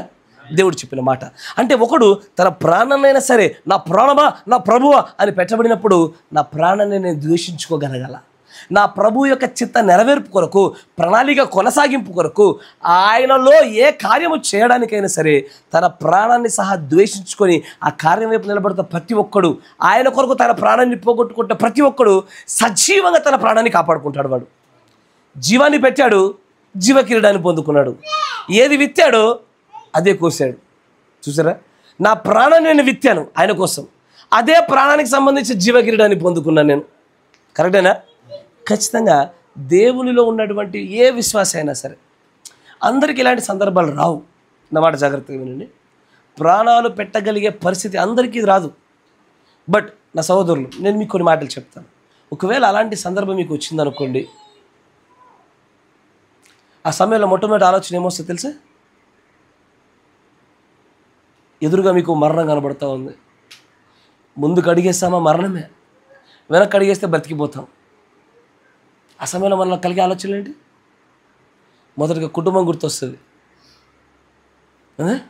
పిల్లలు గుర్తొస్తారు కదా. తర్వాత అయ్యా ఇప్పుడిప్పుడే కొన్నదేమన్నా కారు, బంగ్లాలు అలా ఉంటే అది కూడా గుర్తొస్తాయి. అయ్యో నేను చాలా ఈఎంఐలు కట్టాను, నేను వెళ్ళిపోతే నా భార్య పిల్లలు ఎలా కడతారే? కరెక్టేనా? అయ్యో నేను చనిపోతే మా ఆయనకు అసలే వంటే సరిగ్గా రాదు, పిల్లలకే వండి పెడతాడు ఈయన. సార్ అనేక రకాల అంటే మనము ఈ జీవన వ్యాపారంలో చిక్కుకుపోయామయ్యా మనం బాగా.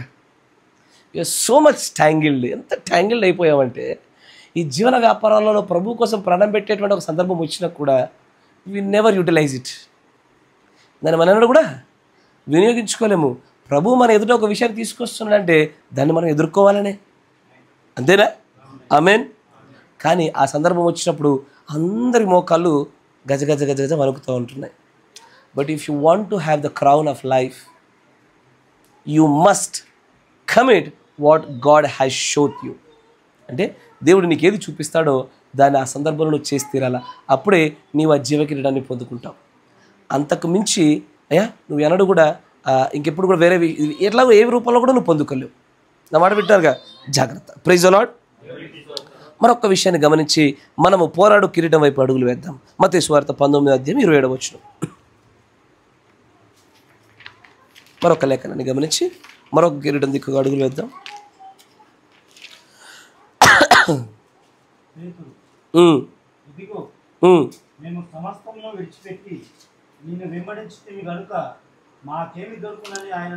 మాకేమి దొరుకును?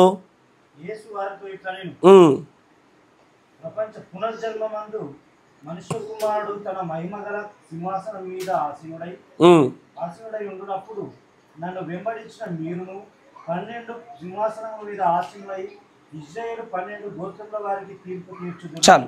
ఇక్కడ యేసు ప్రభు యొక్క శిష్యులు అందరూ కూడా యేసు ప్రభు వారు నా కోసం ఇది చేయండి, నా కోసం అది చేయండి అని చెప్తున్నప్పుడు ఆయన చెప్పిన బోధన విని పేతురు అంటాడు, ప్రభు మరి మీకోసం మేము అన్నీ వదిలేంగా, మేము సమస్తాన్ని కోల్పోయాంగా, మా పరిస్థితి ఏంటి?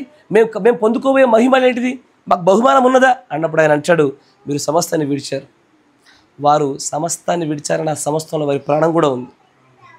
నా మాట వింటున్నారా? వారు విడిచిన ఆ సమస్తం అనే పదంలో వారి ప్రాణాలు కూడా ఉన్నాయి.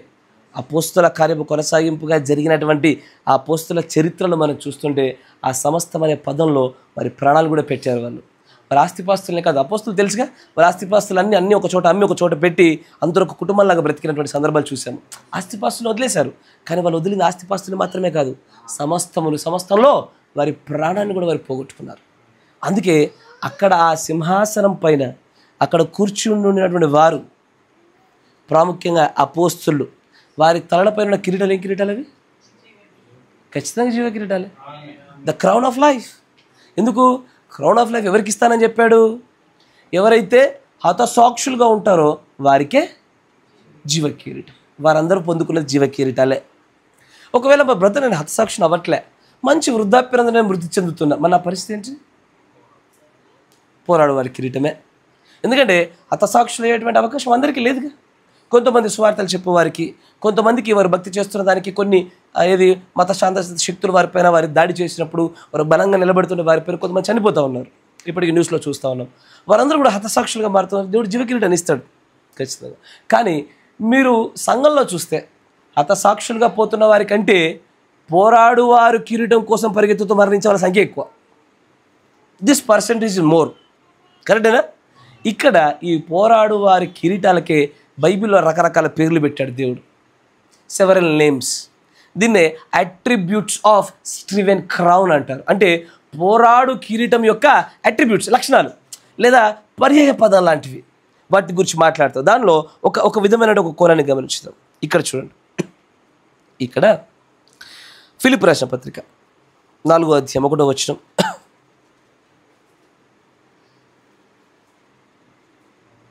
ఫిలిప్పీ రాసిన పత్రిక 4వ అధ్యాయం 1వ వచనం చదువు. కావున నేను అపేక్షించు నా ప్రియ సహోదరులారా, నా ఆనందము నా కిరీటమై ఉన్న నా ప్రియులారా. ఎవరు ఈ మాట పలుకుతున్నది? ఈ లేఖ రాసింది ఎవరు? పౌలు గారు. ఆయనకు ఎవరు కిరీటముగా కనబడుతున్నారు?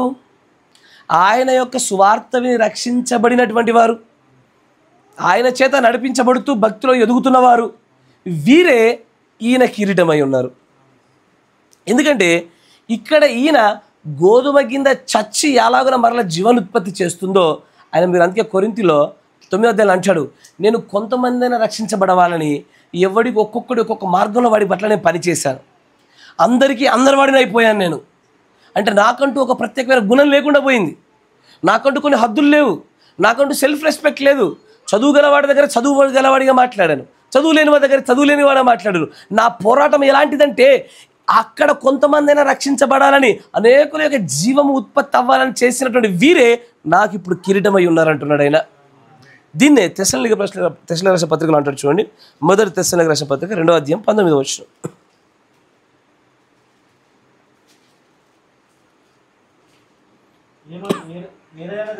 మొదటి తెస్సలోనికీయులకు రాసిన పత్రిక 2వ అధ్యాయం 19 చదువు. ఎలయనగా మా నిరీక్షణైనను మా ఆనందమైనను మా అతిశయ కిరీటమైనను. ఏది ఏది ఆ కిరీటం? ఏది?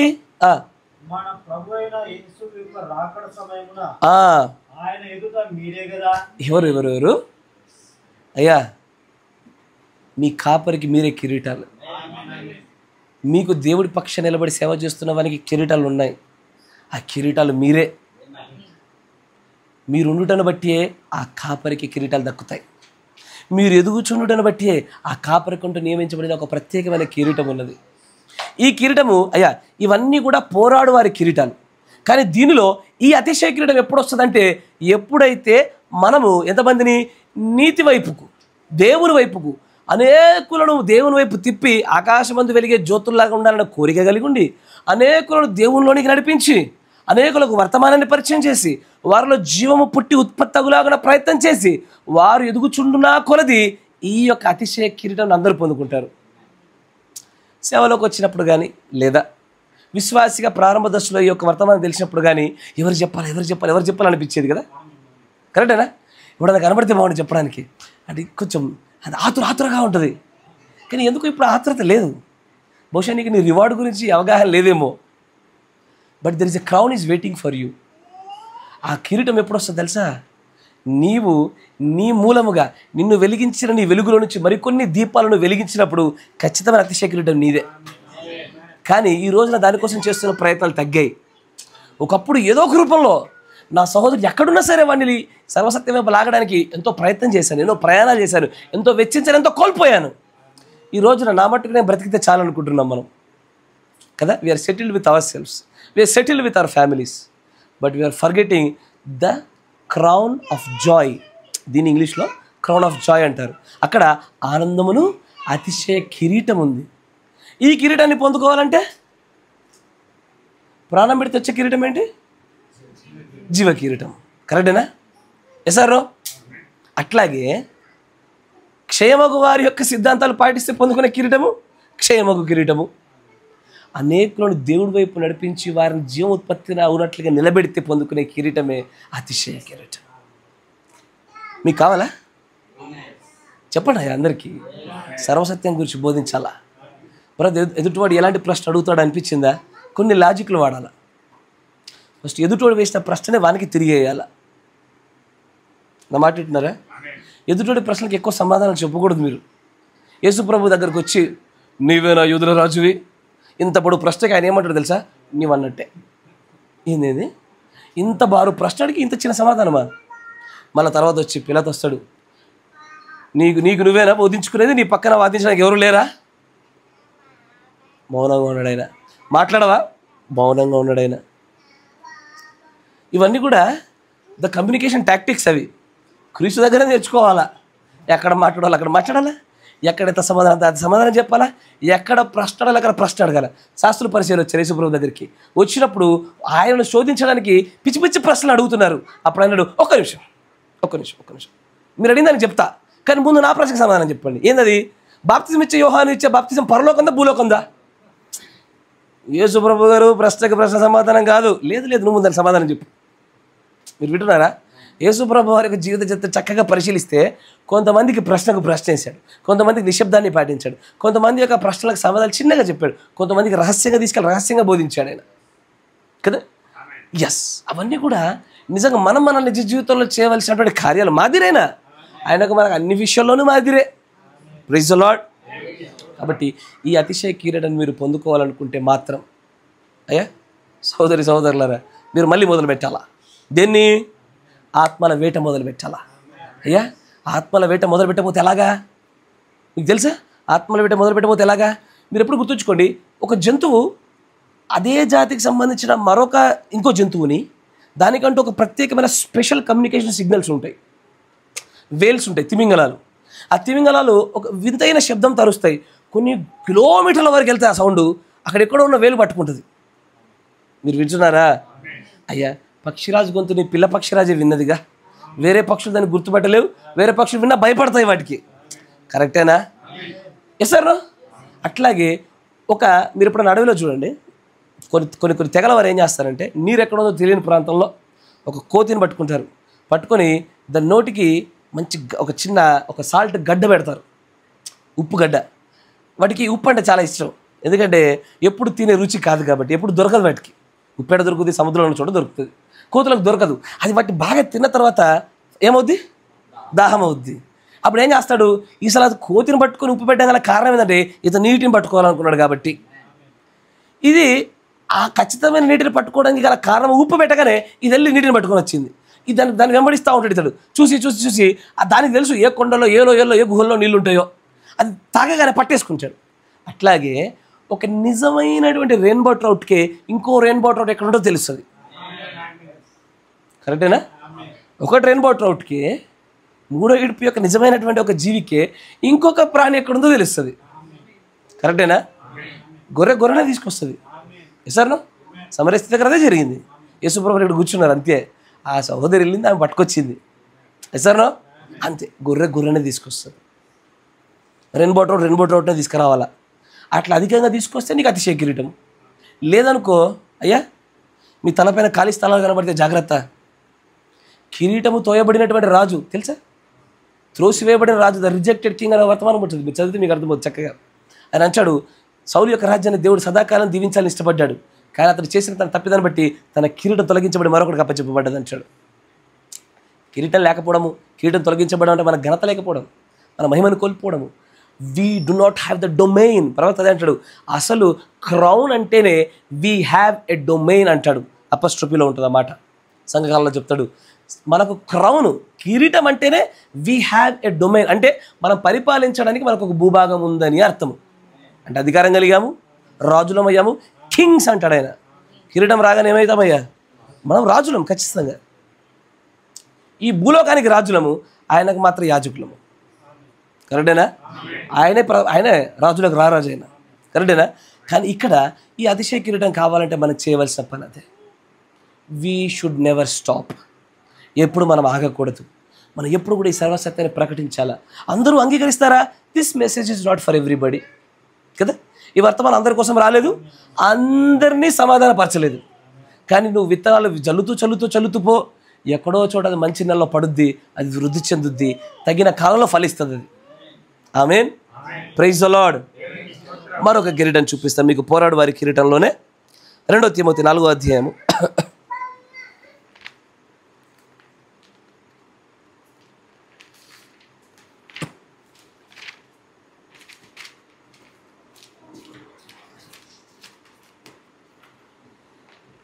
2వ తిమోతి, నేను చెప్పుచున్న గ్రహిస్తున్నారుగా.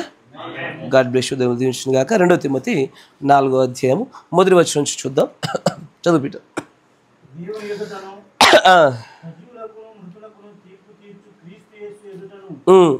ఆయన ప్రత్యక్షత తోడు, ఆయన రాజ్యం తోడు, నేను ఆనబెట్టి చెప్పునదేమనగా, వాక్యమును ప్రకటించుము, సమయమందును అసమయమందును ప్రయాసపడుము, సంపూర్ణమైన దీర్ఘశాంతంతో ఉపదేశించుచు, ఖండించుము, గద్దించుము, బుద్ధి చెప్పుము. ఎందుకనగా జనులు హిత బోధను సహింపక. కదా, ఈ రోజున కూడా ఇదే పరిస్థితి కనబడతా ఉంది. హిత అంటే మంచి బోధన ఇప్పుడు ఎవడు సహించడానికి సిద్ధంగా లేడు. వాడు ఎలా ఉన్నాడు? దురద చెవులు గలవారై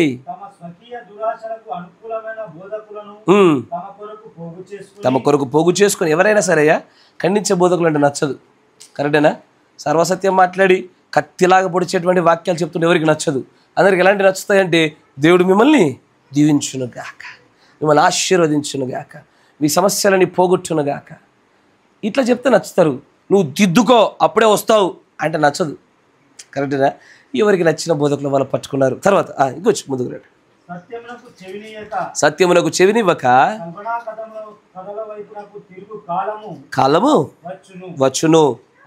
అయితే నీవు అన్ని విషయములలో మితముగా ఉండుము, శ్రమపడుము, సువార్తికుని పరిచయము, నీ పరిచర్యను అసంపూర్ణంగా జరిగించుము. ఎందుకని? ఒక పరిచర్య, ఒక పరుగు పందెము సంపూర్ణం చేయాలా? అసంపూర్ణం చూస్తే ఏమవుద్ది? కొంచెం ముందుకు రండి. నేను ఇప్పుడే ప్రాణార్పణముగా పోయబడుతున్నాను, నేను వెడలిపోవు కాలము సమీపమై ఉన్నది. అంటే ఇక్కడ ఏమది? పౌలు గారు తన యొక్క చివరి జీవిత చరమాంక దశకు వచ్చేసాడు. He knows that is going to die. తెలుసు, తన దేహాన్ని వదిలేటువంటి గడి దగ్గరకు వచ్చి అర్థమైపోయింది ఆయనకి, నేను చనిపోబోతున్నాను అయ్యా, నా చివరి గడిలు వచ్చేసాయి. కాబట్టి ఈ చివరి గడిలో నేను చెప్తున్న మాటలు చూడండి. ఒక్కసారి ఆ చివరి గడియల్లో అక్కడ నిలబడి భవిష్యత్తును చూడట్లే ఆయన. ఇప్పుడు ఒక్కసారి వెనక్కి తిరిగి చూశాడు, ఆయన పోరాటాన్ని పరిశీలించాడు. ఎందుకంటే పోరాడు వారి కిరీటాలు అనేవన్నీ అయ్యా ఎసాను పోరాడు వారి కిరీటాలు. ఒకసారి వెనక్కి చూశాడు, ఆయన పోరాటాన్ని గమనించాడు. ఎస్, నా ఫైట్ చాలా చక్కగా సాగింది, నా పోరాటము మంచి పోరాటం పోరాడాను నేను. ఈ మంచి పోరాటం వల్ల ఏం జరుగుతుందో చూడండి. ఎస్, కొరింథీలో 9వ అధ్యాయంలో మాట్లాడిన ఆ పరుగు గురించి మళ్ళీ ఇక్కడ ఎత్తాడు ఆయన. చూసారా? అక్కడ ఆ పరుగు, ఈ పరుగు. ఈ పరుగు అందరికీ ఒకేలా ఉండదు, గమ్యం మాత్రం ఒకటే. నా మాట వింటున్నారా? నా భార్య పరుగు వేరు, నా పరుగు వేరు, మీ పరుగు వేరు. నా మాట వింటున్నారా? అంటే కుటుంబ యజమాని పరుగు వేరు, ఎందుకంటే బాధ్యతల వ్యత్యాసాలు కాబట్టి. స్త్రీ యొక్క పరుగు వేరు, తనకప్పజెప్పబడిన బాధ్యతలు వేరు కాబట్టి. కాపరి యొక్క పరుగు వేరు, తనకప్పజెప్పబడిన బాధ్యతలు వేరు. సంఘ పెద్దల యొక్క పరుగులు వేరు, విశ్వాసాల పరుగులు వేరు. పరుగులలో వ్యత్యాసాలు ఉండొచ్చు, కానీ అందరి పరుగులలో పోరాటాలే ఉంటాయి. అందరి గమ్యస్థానాలు ఒకటే. సార్ ఒకసారి వెనక్కి తిరిగి చూసినప్పుడు, అవును, మంచి పోరాటం పోరాడానయ్యా, నా పరుగుని కడముట్టిచ్చేసా, ఫినిష్ చేసేసా. ఇప్పుడు ఫినిష్ చేసిన వారికి ఫినిష్ చేస్తూ ఆయన ఒక మాట అంటాడు, నా విశ్వాసమును. ఈ మాట ఎందుకు పలకవలసి వస్తుంది అంటే, విశ్వాసాన్ని కోల్పోతారా? కోల్పోయే అవకాశం ఉందా? కొంతమంది విశ్వాస ఓడలు బద్దలైపోయాను అంటాడు ఆయన పౌలు గారు. వాళ్ళు దేమ లాంటి వారు ఎంతో చక్కగా ప్రారంభం చేశారు వాళ్ళ జీవితాల్ని, చాలా చక్కటి సేవలోకి వచ్చారు. కానీ వాళ్ళ విశ్వాస ఓడలు బద్దలైపోయి మునిగిపోయినాయంట. విశ్వాసాన్ని కడమట్టు కాపాడుకోవడము, అంతవరకు సహించడము, ఏది పరుగును కడముట్టించడము, మంచి పోరాడము, చివరి వరకు ఆపుకొని నిలుపుకొని గెలిచిన వారు ఇదిగో ఈ ప్రత్యేకమైన కిరీటం. ఏ కిరీటం చూడండి, ఇక మీదట నా నీతిగా నడిచానయ్యా, నా జీవితం అంతా నా పోరాటం నీతిగానే సాగింది, నా పరిచర్య నీతిగా సాగింది, నా జీవన శైలి నీతిగా సాగింది, నా జీవనోపాధి నీతిగా సాగింది, నా భక్తి, నా ఎదురుగా ఉన్నవారిని నిలబెట్టేటువంటి విధానము అన్నీ నీతిగానే సాగింది. అందుకే ఇప్పుడు నేను ముగించినటువంటి నా పరుగు పందెం చివరిలో ఇప్పుడు నేను క్రీస్తు దగ్గరికి వెళ్ళానా, పోరాడు వారికి దయచేసే కిరీటంలో నా నీతి కిరీటం నాకు దయచేస్తాడు ఆయన. నా కోసం ఒక నీతి కిరీటం దేవుడు ఉంచాడంట. తర్వాత చూడండి అంటాడా, ఆ దినమందు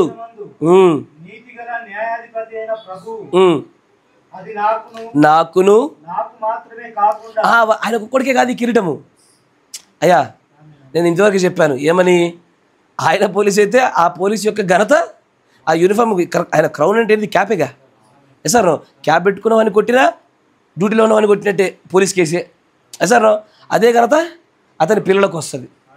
సార్ వర్తమానికుడి దగ్గర వర్తమానం ఉంటుంది, కానీ ఆ వర్తమానికుడికి కాదు, ఆ వర్తమానికుడి వెనకాల ఉన్నట్టు ప్రజలందరిది. సార్ వర్తమానం ఆయనకు మాత్రమే కాకుండా ఆయనదందరిది అయినప్పుడు ఆ వర్తమానం వెంబడి వచ్చే ఫలాలు కూడా ఆయనవి కావు, ఆయన వెనకాల వచ్చే అందరివి కూడా.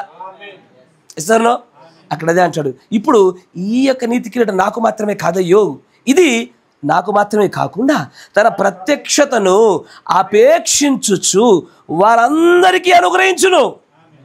నీతి కిరీటము అయ్యా అందరికా, ప్రతి ఒక్కరికా.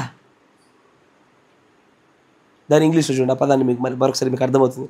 ఎయిత్ వర్స్లో, henceforth there is laid upon for me a crown of righteousness, which the Lord the righteous judge shall give me at that day, and not to me only, but unto them, ikkada last padam, also that love his appearing. నా మాట జాగ్రత్త వినాలి. Praise the Lord. ఇక్కడ ఒక పదం వాడాడు. ప్రస్తుతం ఈ యొక్క వర్తమాన ఈ యొక్క ప్రపంచంలో కొంత కాంట్రవర్షియల్ పదాలు ఇవన్నీ కదా, ఆచితూచి వాడుతున్నారు. పాస్టర్లు కూడా భయపడుతున్నారు ఈ మధ్యలో, ఏది వాడితే ఏ పాస్టర్ ఎక్కడ మళ్ళీ లేస్తాడోనని అని అంటాడు. ఏమని తెలుగులో చూస్తుంటే మీకు ఏమవుతుంది, ఆయన ప్రత్యక్షతను ఆపేక్షించేవారని ఉంటుంది. కానీ ఇక్కడ ఇంగ్లీష్లో ఏమంటుందంటే దట్ లవ్ హిజ్ అపియరింగ్. ఆయన రాకడను గురించి కాదు, ఆయన ప్రత్యక్షమగుటను గూర్చి ఇష్టపడి ప్రేమించే వారికి కూడా పౌలు గారు పొందుకున్న అదే నీతి కిరీటాన్ని వారికి కూడా ఇస్తారట. భలే ఉంది కదయ్యా. ఆయన ఒక్కడు కష్టపడి ఆయన గుండా వచ్చిన వర్తమానం నమ్మి ఆయన ప్రత్యక్షతను, ఆయన ప్రత్యక్షమవుదాన్ని నేను ప్రేమిస్తే చాలు.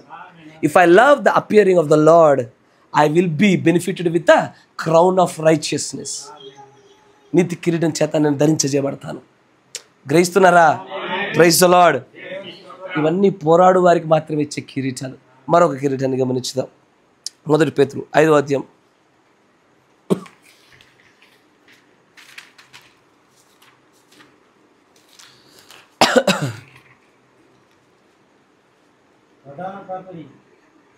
1 పేతురు 5వ అధ్యాయము చూడండి. ప్రధాన కాపరి ప్రత్యక్షమైనప్పుడు మీరు వాడబారని మహిమా కిరీటమును పొందుదురు. దాని ఇంగ్లీష్లో ఏమంటుందంటే ద క్రౌన్ ఆఫ్ గ్లోరీ. అయ్యా ఆ గ్లోరీ అనే పదాన్ని మీరు గమనించి చూడాలి ఒకసారి. గ్లోరీ అంటే మహిమ. భూవస్తు రూపముల యొక్క మహిమ వేరు, ఆకాశ వస్తు రూపాల మహిమ వేరు. కరెక్టేనా?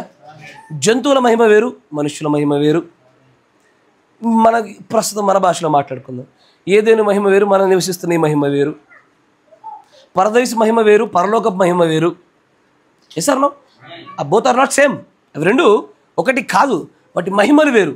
కానీ ఆయన మనకు ప్రత్యక్షమైనప్పుడు ఈ మహిమలలో మనం అధికమైన ఉన్నతమైన స్థానాన్ని ధరించుకుంటూ సంతరించుకుంటూ ఇంకా ఎదుగుతూ ఉంటాం. మనం ఇప్పుడు మనం మహిమపరచబడ్డామా? Yeah. Are we glorified? Yes. But yet we have not yet received the glorified body. Glorified body మహిమా దేహం పొందకుండానే మహిమపరచబడ్డాం. దేని చేత? సర్వసత్యం చేత. ఈ కాల ప్రవక్త అంటాడు, I'm not talking about the physical resurrection, but the spiritual resurrection has already happen అంటాడు ఆయన. అంటే ఆత్మ సంబంధమైనటువంటి ఎత్తబాటు జరిగింది అంటాడు. ఈ మాటను కూడా తప్పుగా అర్థం చేసుకుని ఎత్తబాటు అయిపోయిందంటే ఒక తప్పుడు గుంపు తయారైంది. మనం ఆ గుంపు కాదు, ఆ గుంపు కాదు. కానీ ఇక్కడ ఏం చెప్తున్నాడంటే మహిమలో మనం నెమ్మదిగా అంచెలు ఎదుగుతున్నాం. మహిమల్లో కూడా దశలు ఉన్నాయో. ఎలాగో ఒకప్పుడు పెట్టబడిన మహిమలోంచి నెమ్మదిగా పడిపోయామో, ఒకేసారి పడిపోయామా అయ్యా?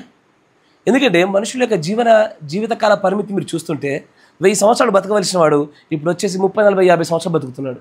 ఒకేసారి సమయం మార్పు జరగల. It took so many phases. అలాగే ఇక్కడ నుంచి మళ్ళీ మనం ఆ మహిమలోనికి వెళ్ళడానికి కూడా ఒకేసారి అకస్మాత్తుగా వెళ్ళేది కాదు. అది ఎలా వెళ్తారు? 3 మెట్లకి వెళ్ళాలయ్యా. తెలుసుగా మనకు 3 మెట్లు. ఎస్ఆర్నో ఏంటా 3 మెట్లు? పరిశుద్ధాత్మ బాప్తిసం.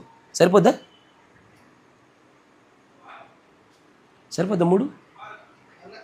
3ఏనా? 4 ఉందా? నిధీకరణ, శుద్ధీకరణ, పరిశుద్ధాత్మ బాప్తిసం. తర్వాత ఇప్పుడు లూథర్ కాలంలో ఏమొచ్చింది? నీతికరణ. God bless you. వెస్లీ కాలంలో ఏమొచ్చింది? శుద్ధీకరణ. ఇప్పుడు పరిశుద్ధాత్మ బాప్తిసం వచ్చిన కాలం ఏది? పెంతెకోస్తు కాలమా? గడియ వర్తమాన కాలమా? కరెక్ట్ చెప్పారయ్యా. God bless you. పెంతెకోస్తు కాలంలోనే పరిశుద్ధాత్మ. మరి ఈ కాలంలో ఒకటి రావాలి కదా. 4 అనేది విడుదలకు సూచన అంటాడు ప్రవక్త. రిడెంప్షన్, సంపూర్ణ రిడెంప్షన్, సంపూర్ణమైన విడుదల. మీరు నీతికరణ, శుద్ధీకరణ, పరిశుద్ధ బాప్తిసం దగ్గర ఆగిపోతారా? తర్వాత ఏముంది? ఇప్పుడు లూథర్ కాలంలో ఒకటి ఉందని చెప్పారు, అన్ని కాలంలో ఒకటి, ఈ కాలంలో ఒకటి ఉంది కదా. ఏంటి అది? అడాప్షన్, పుత్ర స్వీకారం. ఎస్ఆర్నో? నువ్వు పరిశుద్ధాత్మ బాప్తిసం దగ్గర ఆగిపోయావు. పెంతెకోస్తు కాలం అది. అక్కడ ఆగిపోకూడదు. అక్కడ వరాల జల్లు లేనప్పటికీ పెంతెకోస్తులోనే పరిశుద్ధాత్మ బాప్తిసం అక్కడే మనం విన్నది. కానీ ఈ కాలంలో వచ్చినటువంటి వర్తమానము ఇట్ ఈస్ అన్ అడాప్షన్, పుత్ర స్వీకారము. పుత్ర స్వీకారం అంటే ఏంటో తెలుసా? ఆయన మనలను పుత్రులుగా స్వీకరించుచున్నటువంటిది ఇది. పుత్రులుగా స్వీకరించమంటే ఏంటో తెలుసా? ఎవరిని పుత్రులుగా స్వీకరిస్తాడంటే ఎవడి పైన కిరీటం ఉంటుందో వాడే పుత్రుడు.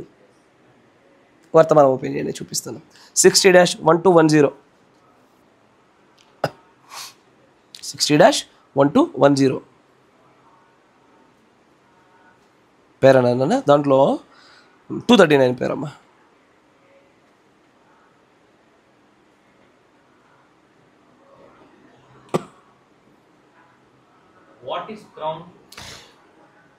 కిరీటం అనగా ఏమిటి? చదువు నాన్న.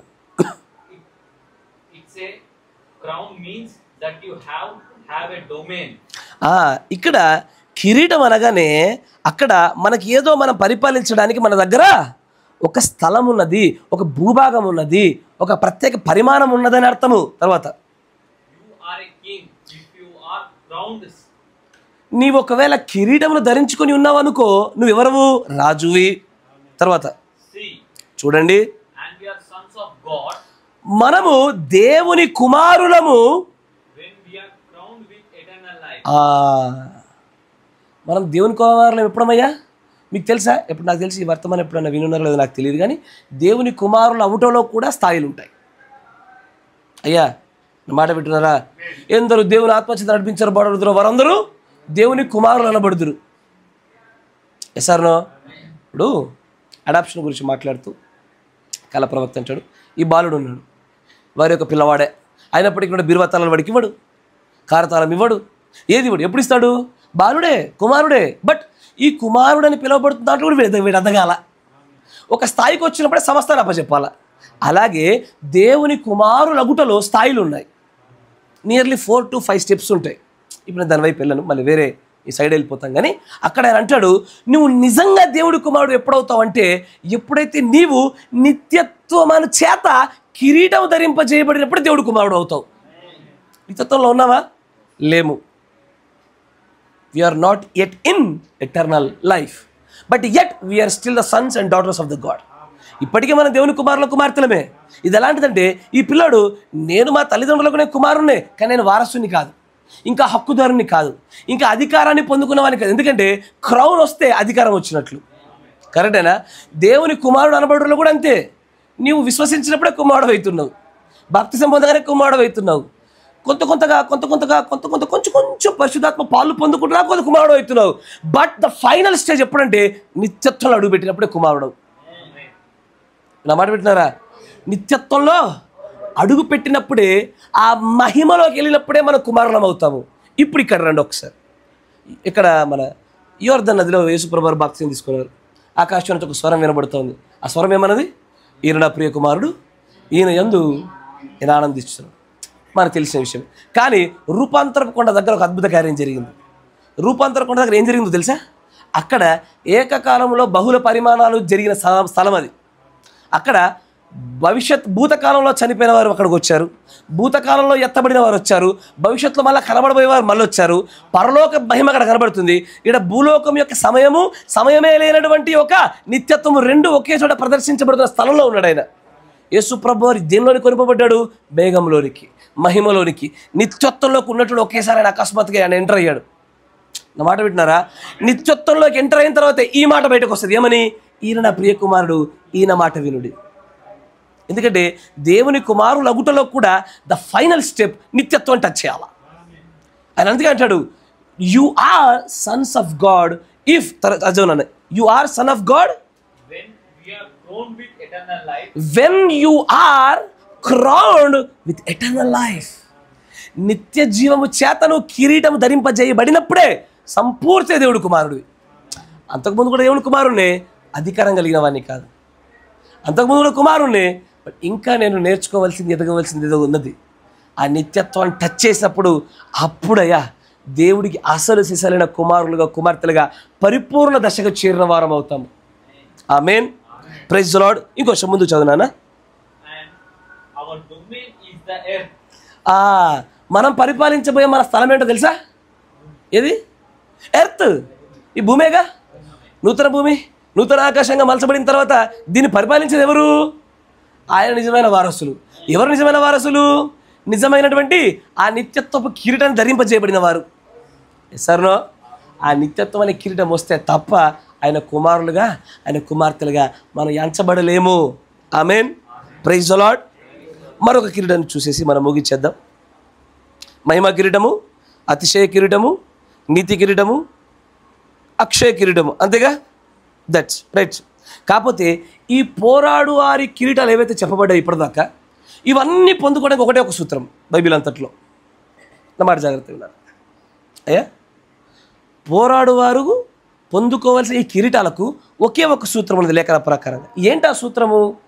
ఇది ఎలా అంటే, రన్నింగ్ రేస్ పెట్టా, ఆ రన్నింగ్ రేస్లో గెలవాలంటే ఒకే సూత్రము. ఏంటది? రన్నింగ్ చేయాలి. సార్ నువ్వు రన్నింగ్ రేస్లోకి వచ్చి వాకింగ్ చేస్తే గెలవలేవు, అంతేనా?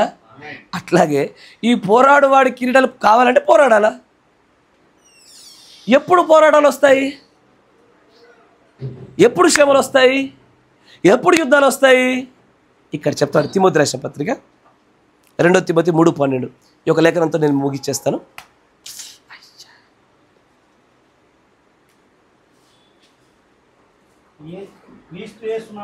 క్రీస్తు యేసునందు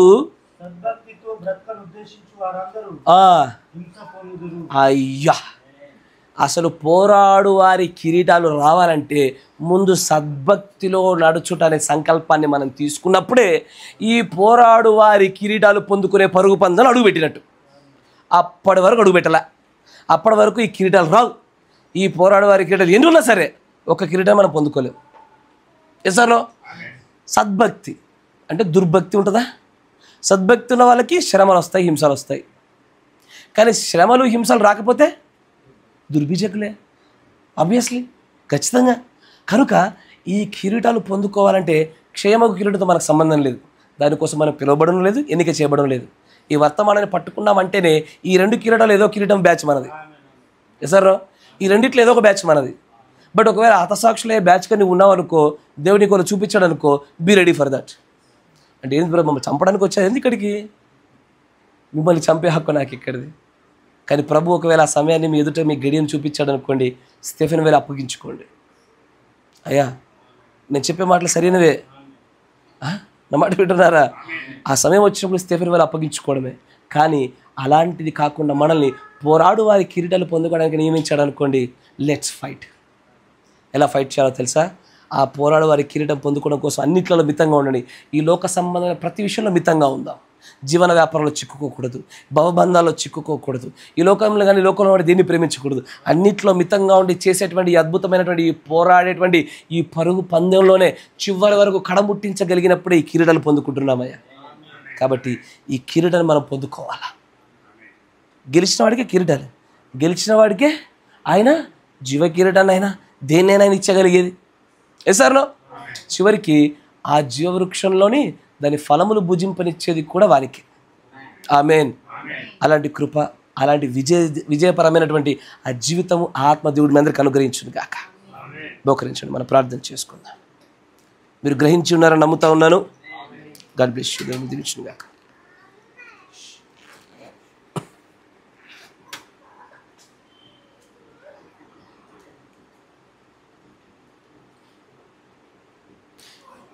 మన మధ్యలో ఉన్న సోదరులు పీటర్ బ్రదర్ గారు ప్రార్థన చేస్తారు.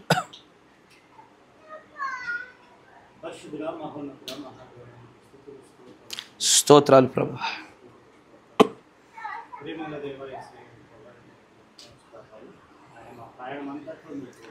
ఆమేన్. స్తోత్రాలు ప్రభు. ఎస్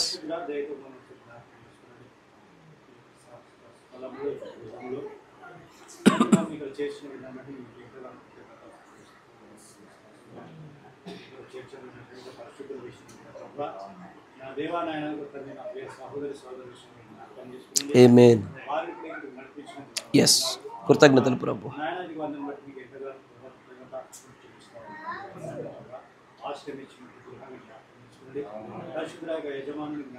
ఎస్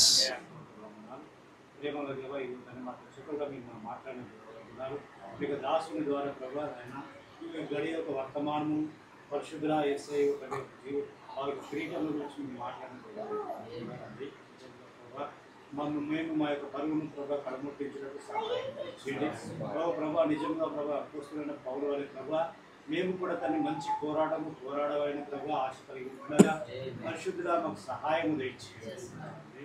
కృపల మా దేవా యేసుక్రీస్తు మేము తండ్రి అక్షయమైన ఆయన జీవ కిరీటమును పొందుకున్నట్టుకి ప్రభా మేము ఆశపడతా ఉంటాం కదా, ఆయన మాకు సహాయం తెచ్చేయండి. అటువంటి ప్రభా నా తండ్రి తెగింపు జీవితం మాకు దయచేయండి.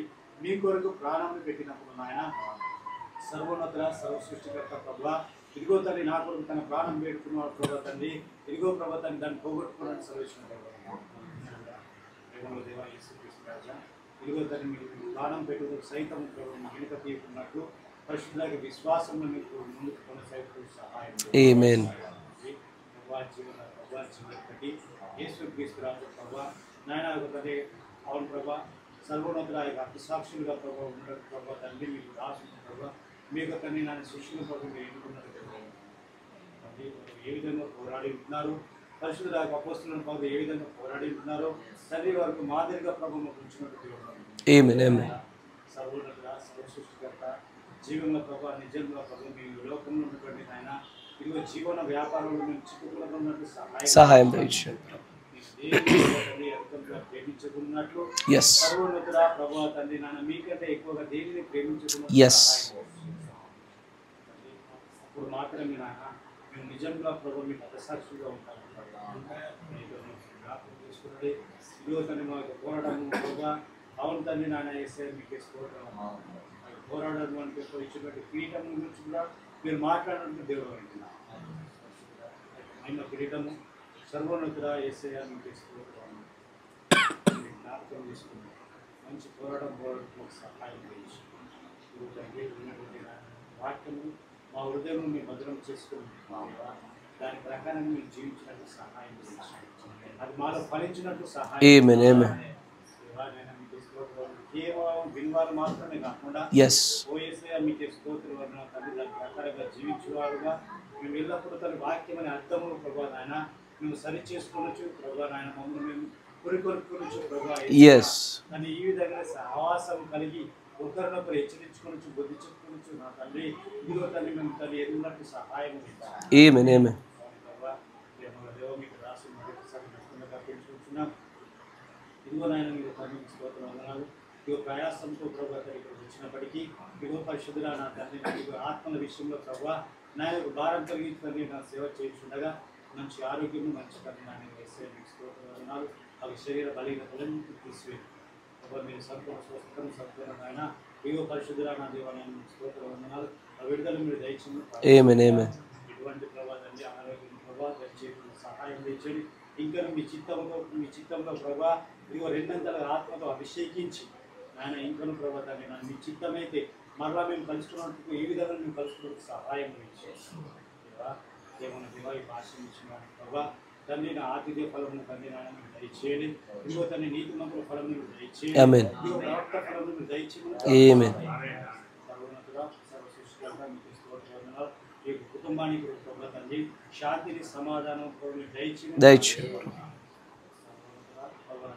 సమయం అందరిలో ప్రభావ మీరే తన తోడుని సహాయం దయచేసి మీ నామంకు రావాల్సిన మహిమ ఘనత ప్రభావం మీరు పొందుకోండి. ప్రభు యేసు క్రీస్తు నామమున ప్రార్థిస్తున్నాము. ఆమేన్ ఆమేన్ ఆమేన్. కూర్చోండి